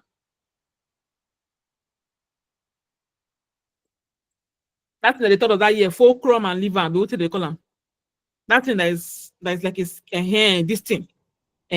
So that's what balance looks like when you think about balance, right? So this scale, literally, we can have a girl on one, a guy on the other. I don't know. Whatever, right? You can also have, if you want to relate it to boat and the ocean, you can have like a guy standing on a bigger rock and a woman standing on a smaller rock, and then sharks are circling her and not him, or something like that. That's another thing that you can use in relation to the whole boat idea, right? You need to think about what else is balanced in this world. This yoga thing is a kinikon of balance, right? Scale, just like you have said, is a this balance. So this is a very good idea. I love this. I love this. So imagine we put the girl icon, like the icon for woman here and the icon for man. So if you don't want to make it too literal, by putting human being, you get, you can put it there, or you can even remove the shapes and leave only their hand. So one person will have like a long painted nail to represent woman, and this other one will have like a buff hairy hand to represent man, and then he will be like like tipping the scale in his own favor or something like that. Yeah. So I don't know. Today's society, the girl child is severely disadvantaged. We don't have a lot of time left. Let me quickly check Telegram. So after the class is over, we can still gist and all of that, but network has been messing up. Can you guys hear me on Telegram? I don't know. Problem is bad roads, danger or PT. Metaphor is car accident. No, metaphor is not car accident.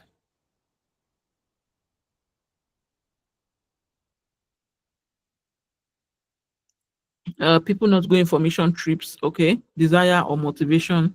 People helping people in need, preaching the gospel. You guys are like very hung up on literal stuff, and that's not too bad, right? It's not bad. I'm just saying that we're dealing with metaphors, right? So you need something that looks like it, but not in a literal manner. Something that like just like that association game that you played, right? Where you have an object that can be used for a literal purpose, and then that same object can be used in a different purpose, like in a different way entirely. So okay, I like this one. Scarcity and abundance, the cost of ignorance and knowledge, a barren piece of land, but beneath, exactly. I like this one. Yeah. Child malnutrition, pity or sad, small bed with, exactly. Yeah. Now you are getting it. Now you are getting it. So something that represents the idea, but it's not literal. So when you say child malnutrition, you don't need to see a child there, except if that child is going to be attached with something else that buttresses the metaphor. So small bird with tattered feathers or broken wings, stitched roughly. Okay, I like that. Corruption, pain, tears, and anger, map hanging on a tree with blood. Yes. Yes. Sleeping at night, dullness, someone at midnight looking at this moon. No. Bad roads, pain, a car swallowed up by a pothole. Does the pothole have lips? Does the pothole have lips? Yes. Yes. Yes. Why is that exciting me? Medical student and overwhelming pressure, stress, and anxiety. A disgruntled student, look lots of books, materials with coffee, with a clock that reads 4 a.m. Still literal. Food insecurity, urgency, hunger, beating health persons. Hunger, beating. Okay. But how do you now represent hunger? What does hunger look like metaphorically? Do you get? So, problem, wrong use of the net. Of the net, what net? Fear of being left behind. Of the internet. Do you know what you mean? We don't call it net in this part of the world. I don't know. People in the dark can't see those in the light. Okay. I think I like that. So it can be like in a room where people you are coming at it from the perspective of those people that are in the dark side, and they are seeing people that are in the light. I like it. Let's do this last one and move on quickly. Lack of clean water in rural areas, sadness or sorrow, a liver tap pumping out sand. Yes. Yes. Okay. So what do you guys think? Do you are you grasping it? Are you grasping it? So you a lot of you are doing literal, right? Metaphor is odabi. All right, it looks like, it's like it represents. So it's like my mother saying I should go and stand in I should go and stand in for her in PTA meeting. I'm not my mom. I'm not Mrs. Hannah Chukwu. I'm not her, right? But because I look like her, I'm not literally her, but I look like her. I represent her. That's what metaphor is. Metaphor is me in relationship with my mother. I'm not literally her, but I represent her. Do you get? So the thing that will represent the emotion you are trying to evoke and the plot you are like the story you are creating, but not in a literal way. Okay. Now let's quickly do an exercise, and I need rapid answers. Okay, I need rapid answers. What is a metaphor for loneliness? Metaphor. Let's do a quick metaphor activity, which is what we should have done actually. Understanding metaphors first before we jump into this. I'll take note for next class. Empty room. Okay, that's good. Fire. How? How is fire metaphor for loneliness, for God's sake?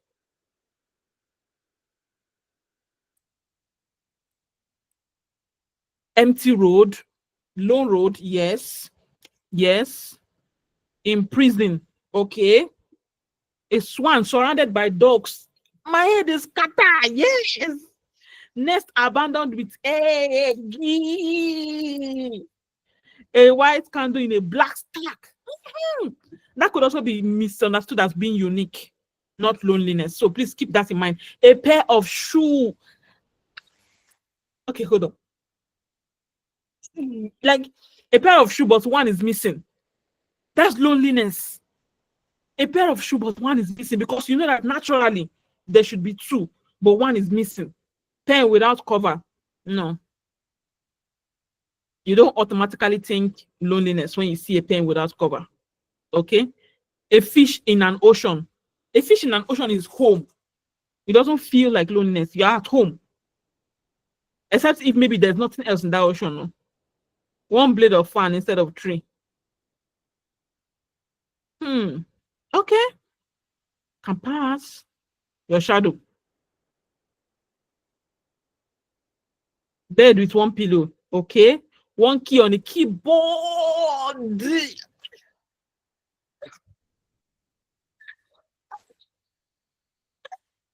make me happy. So why did not say all these things since? If I jack your eye, why did not say all this one since? Nonsense. So sunset, yeah, don't let me be angry this night. A snail in its shell is at home. There's nothing wrong with it. A deserted island in a boundless sea. Yes. Yes. A single dark dot on a white paper. Shaky, but it's there. Alone at a dinner table. Let's say a big dinner table and only one this thing, yes. Decorated dining table, but with one empty trashy plate. That could be mistaken for hunger. Oh. A man seated in a dark room with a light focusing on him alone. That's literal. Somewhat literal. A stray puppy. You want something that is not literal, but immediately you see it, it feels like this should be like, because what is loneliness? Ask yourself, that's the question. What is loneliness? Loneliness is you are supposed to be a part of something, but you are on your own. Do you get? That's what loneliness is. You are supposed to be a part of something. So first of all, understand. You are supposed to be a part of something, but you are on your own. All right. So a very good example from that last class that we had was somebody said there was one sock, right? We are supposed to have a pair of socks. We have only one. So you know that socks come in pairs. She gets house in the desert, yes, because usually houses are together. Are you getting it now? Usually houses are together. Exactly. A dog in a pack of wolves. How will you differentiate between a dog and a wolf? A man in a dark street. Maybe just they come back from work late to no. But yeah. All of them are like wolf. Smarting wolf. And you have an email. A single egg in a big nest. That could also be mistaken to represent like, oh, the mother is coming, or a deserted nest. I don't know. But yeah, that's good. I like that we are getting it. She gets. So let's just quickly go to the next thing. Now, this second one is somewhat similar. It's more commercial, right? This one is more for those people that work in corporate organizations where you work with what is given to you. You work with copies. They will give you the copy and say, oh, we have a campaign. This is the copy that we want to use. And we want you to go ahead and process this thing, right? So when you get that copy, the first thing is to first of all devise what the problem they are trying to solve with that campaign or copy is first. What is the problem we are trying to solve? Oh, we lack awareness. We need to sell this product. We need more people on the website. We need people to sign up for this deal. We need to get investors. We need to increase our social media following. Blah, blah, blah, blah, blah. English. Okay? Even normal social problem self is still follow. But then you are giving a copy in this instance. So let's say what can we use? Give me another problem. Give me a problem.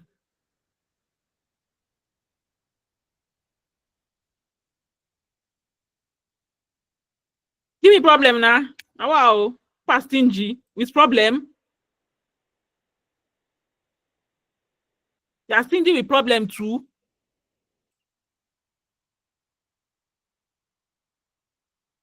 Hey God.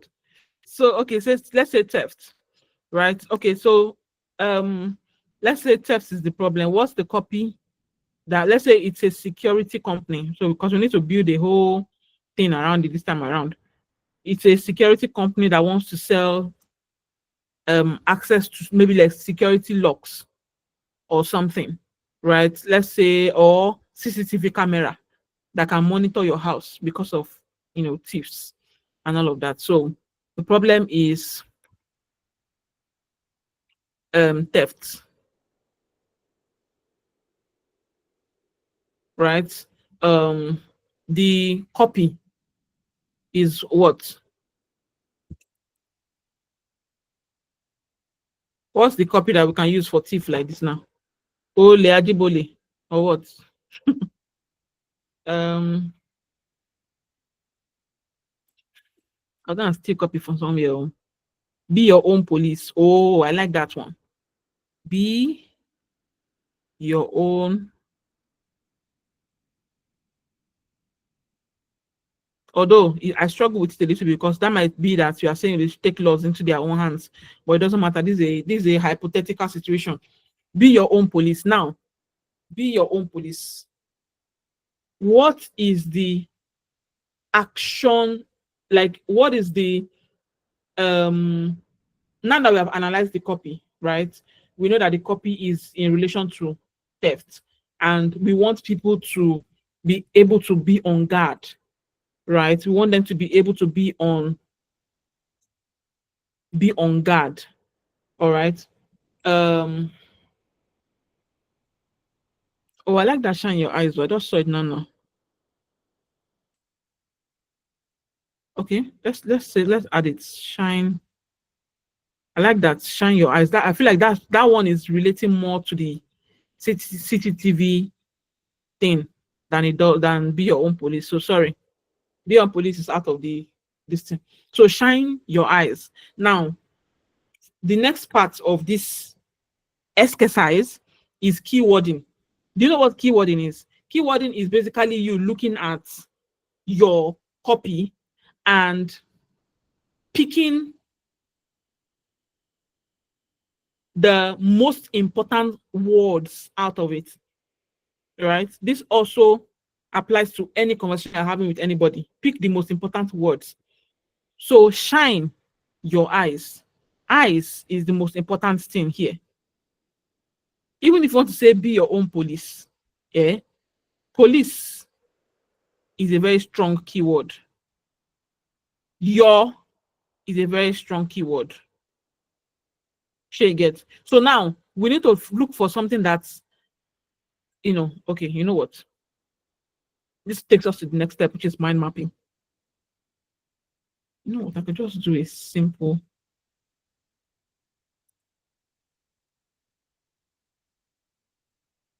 Which take us to mind mapping. So we can have the product that we are selling is CCTV, Abi. Right? The two keywords are eyes and your. Now, in this case, let us now start attaching all kinds of meaning to these things. So first of all, we can do your. Your is ownership, like personal. Eyes is, we can say, an organ of the body.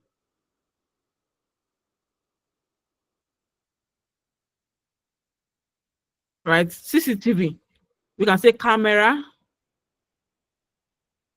CCTV is also security. We can say monitor.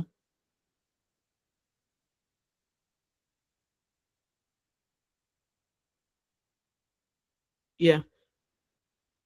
We can say monitor. So you can add more stuff, as many as you like. Share get. So what this does is it just expands your understanding of each of these words as keywords, right? It expands your understanding of them. Then the next thing after mind mapping is researching. So now we'll now go into the internet and we'll now look for security ads, camera ads, monitoring, ads around monitoring, ads around possession, ads around eyes, stuff like that. So if you go to right off the bat now, if you go to Pinterest and we'll say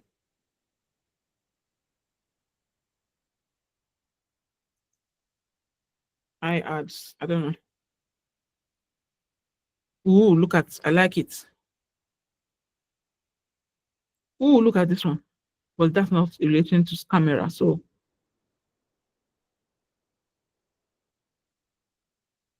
oh, I like this.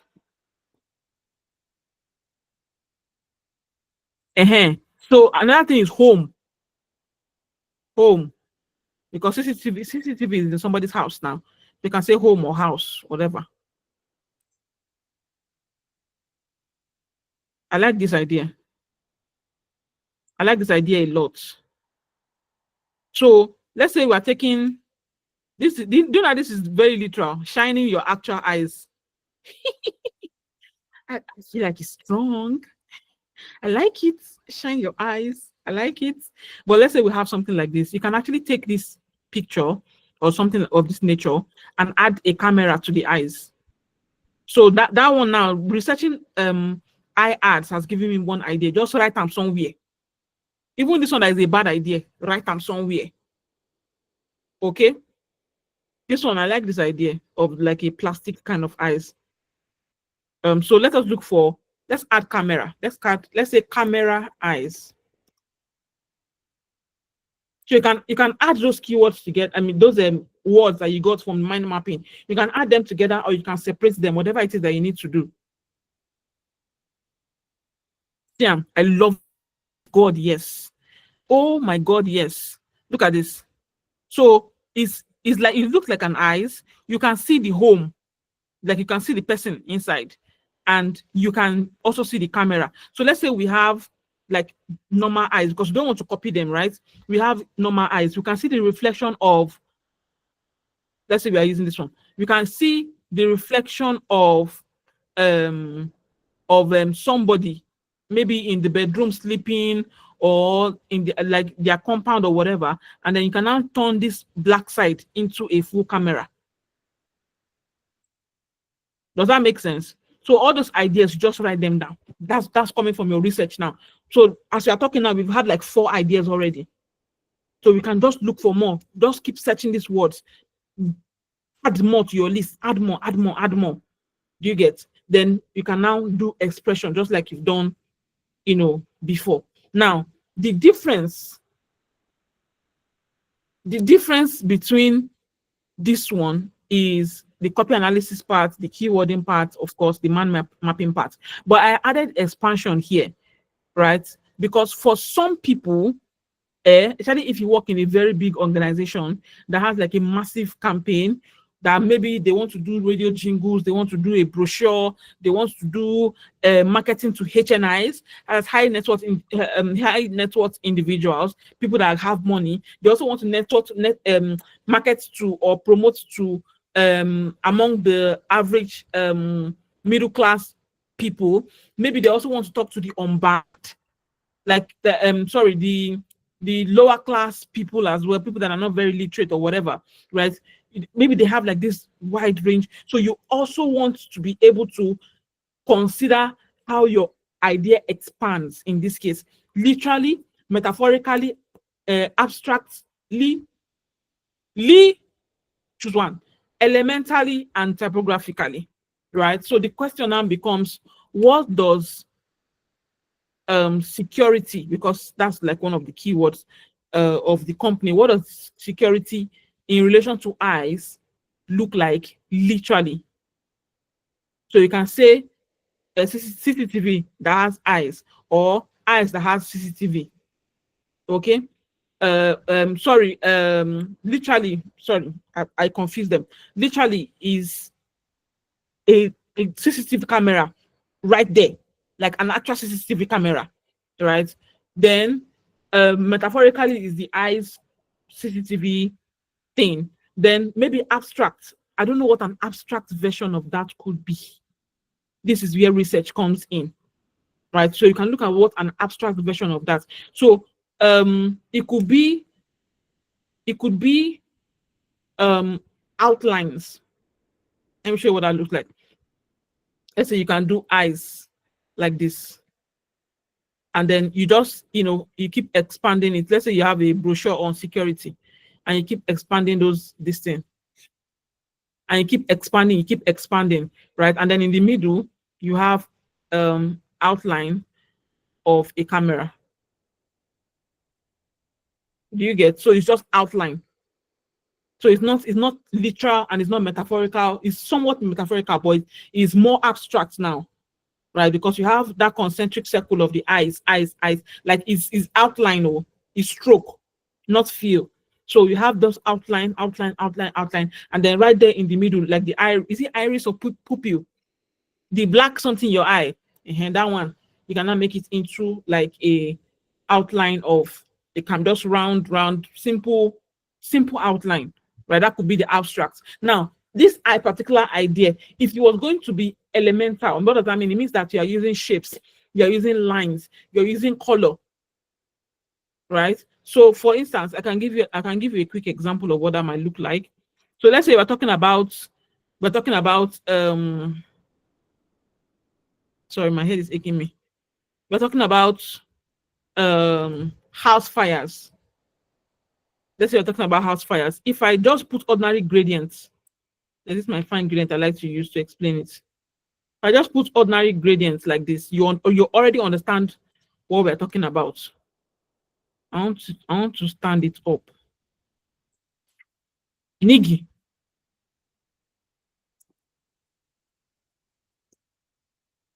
So let's say something like this.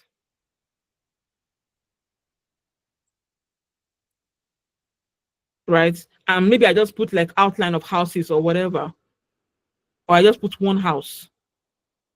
Or I don't even put a house at all and I just say house fires. Right? But once you see these colors, you already understand that, oh, it is fires. It is fire. Do you get? You automatically understand that it is fire. Or you see ashes. You automatically understand that, okay, something burnt. Do you get? So you can look at it that way. Maybe the use of shapes, of abstract shapes. So you can have maybe blobs that go like this.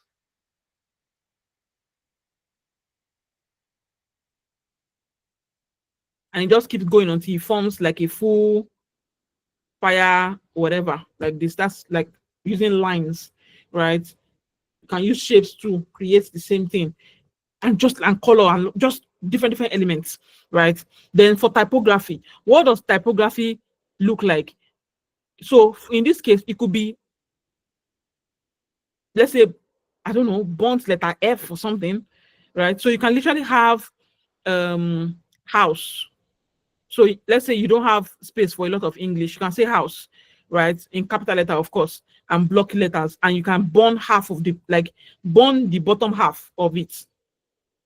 And then it alludes to something being burnt or fire or house burnt.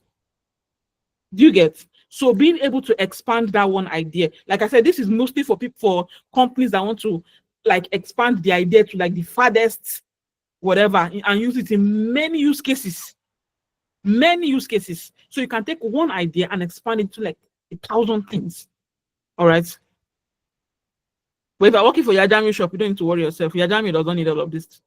So yeah, now you expand it into a design system just like this other first one did. And because of time, I don't think you can do our class activity. I don't think so. We can gist after I stop the recording, but I don't want the recording to be too long. So this is your assignment.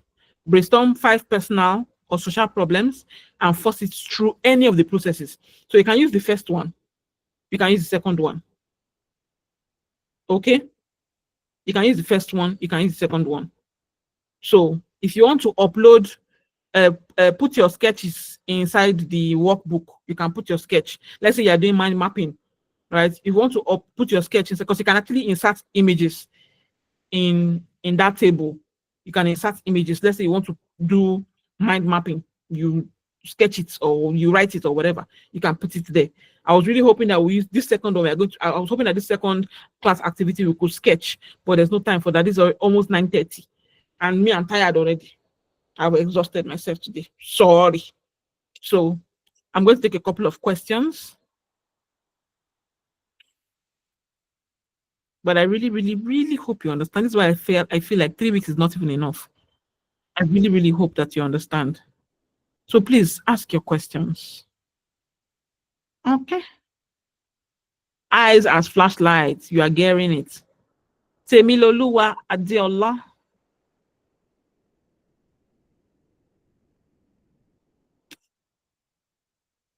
Talk to me nice. Temiloluwa, are you there?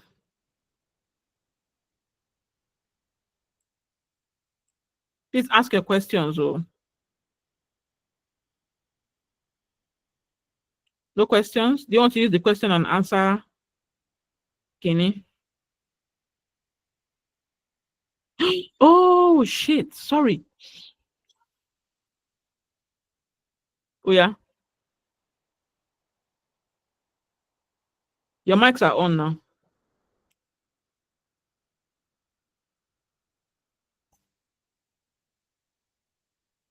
Temilolu, are you able to speak? All right, if she's not able to speak, who else has questions, please? People on Telegram, you can on your mic and speak, or if you have a question. Okay, I have a question. Good evening, ma'am.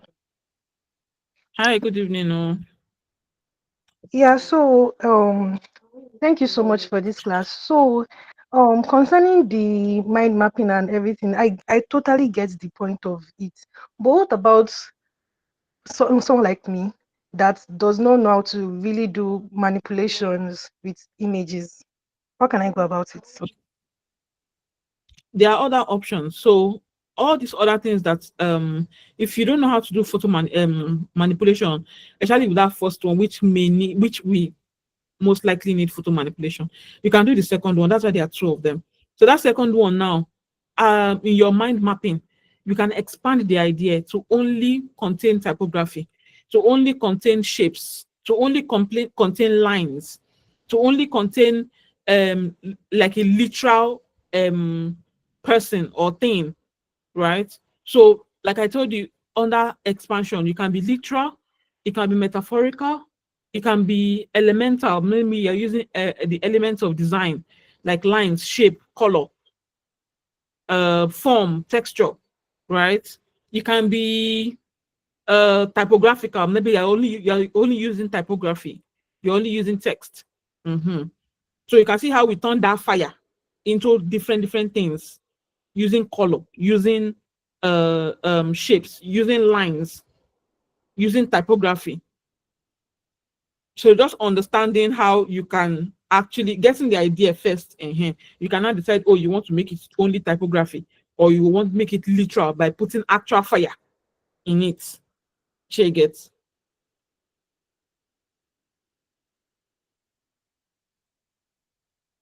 Do you get me?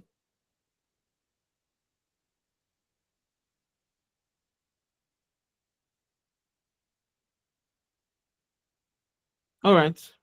I'm hoping you understand. If you're speaking, you're muted, Tim Lolua.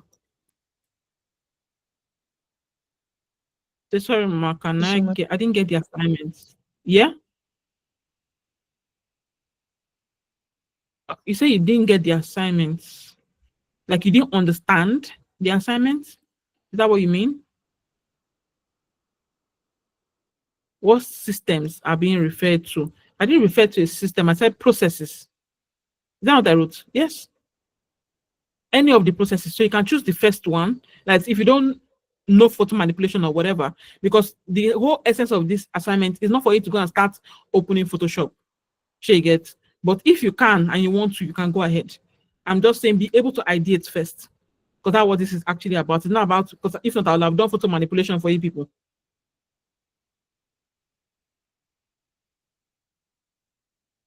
So, any other questions? Martin said, you made mention about the 21, 22, Abby. It's not 22, it's 22 design styles available in your course. Is the course open? The course will be open at the beginning of November. Yeah.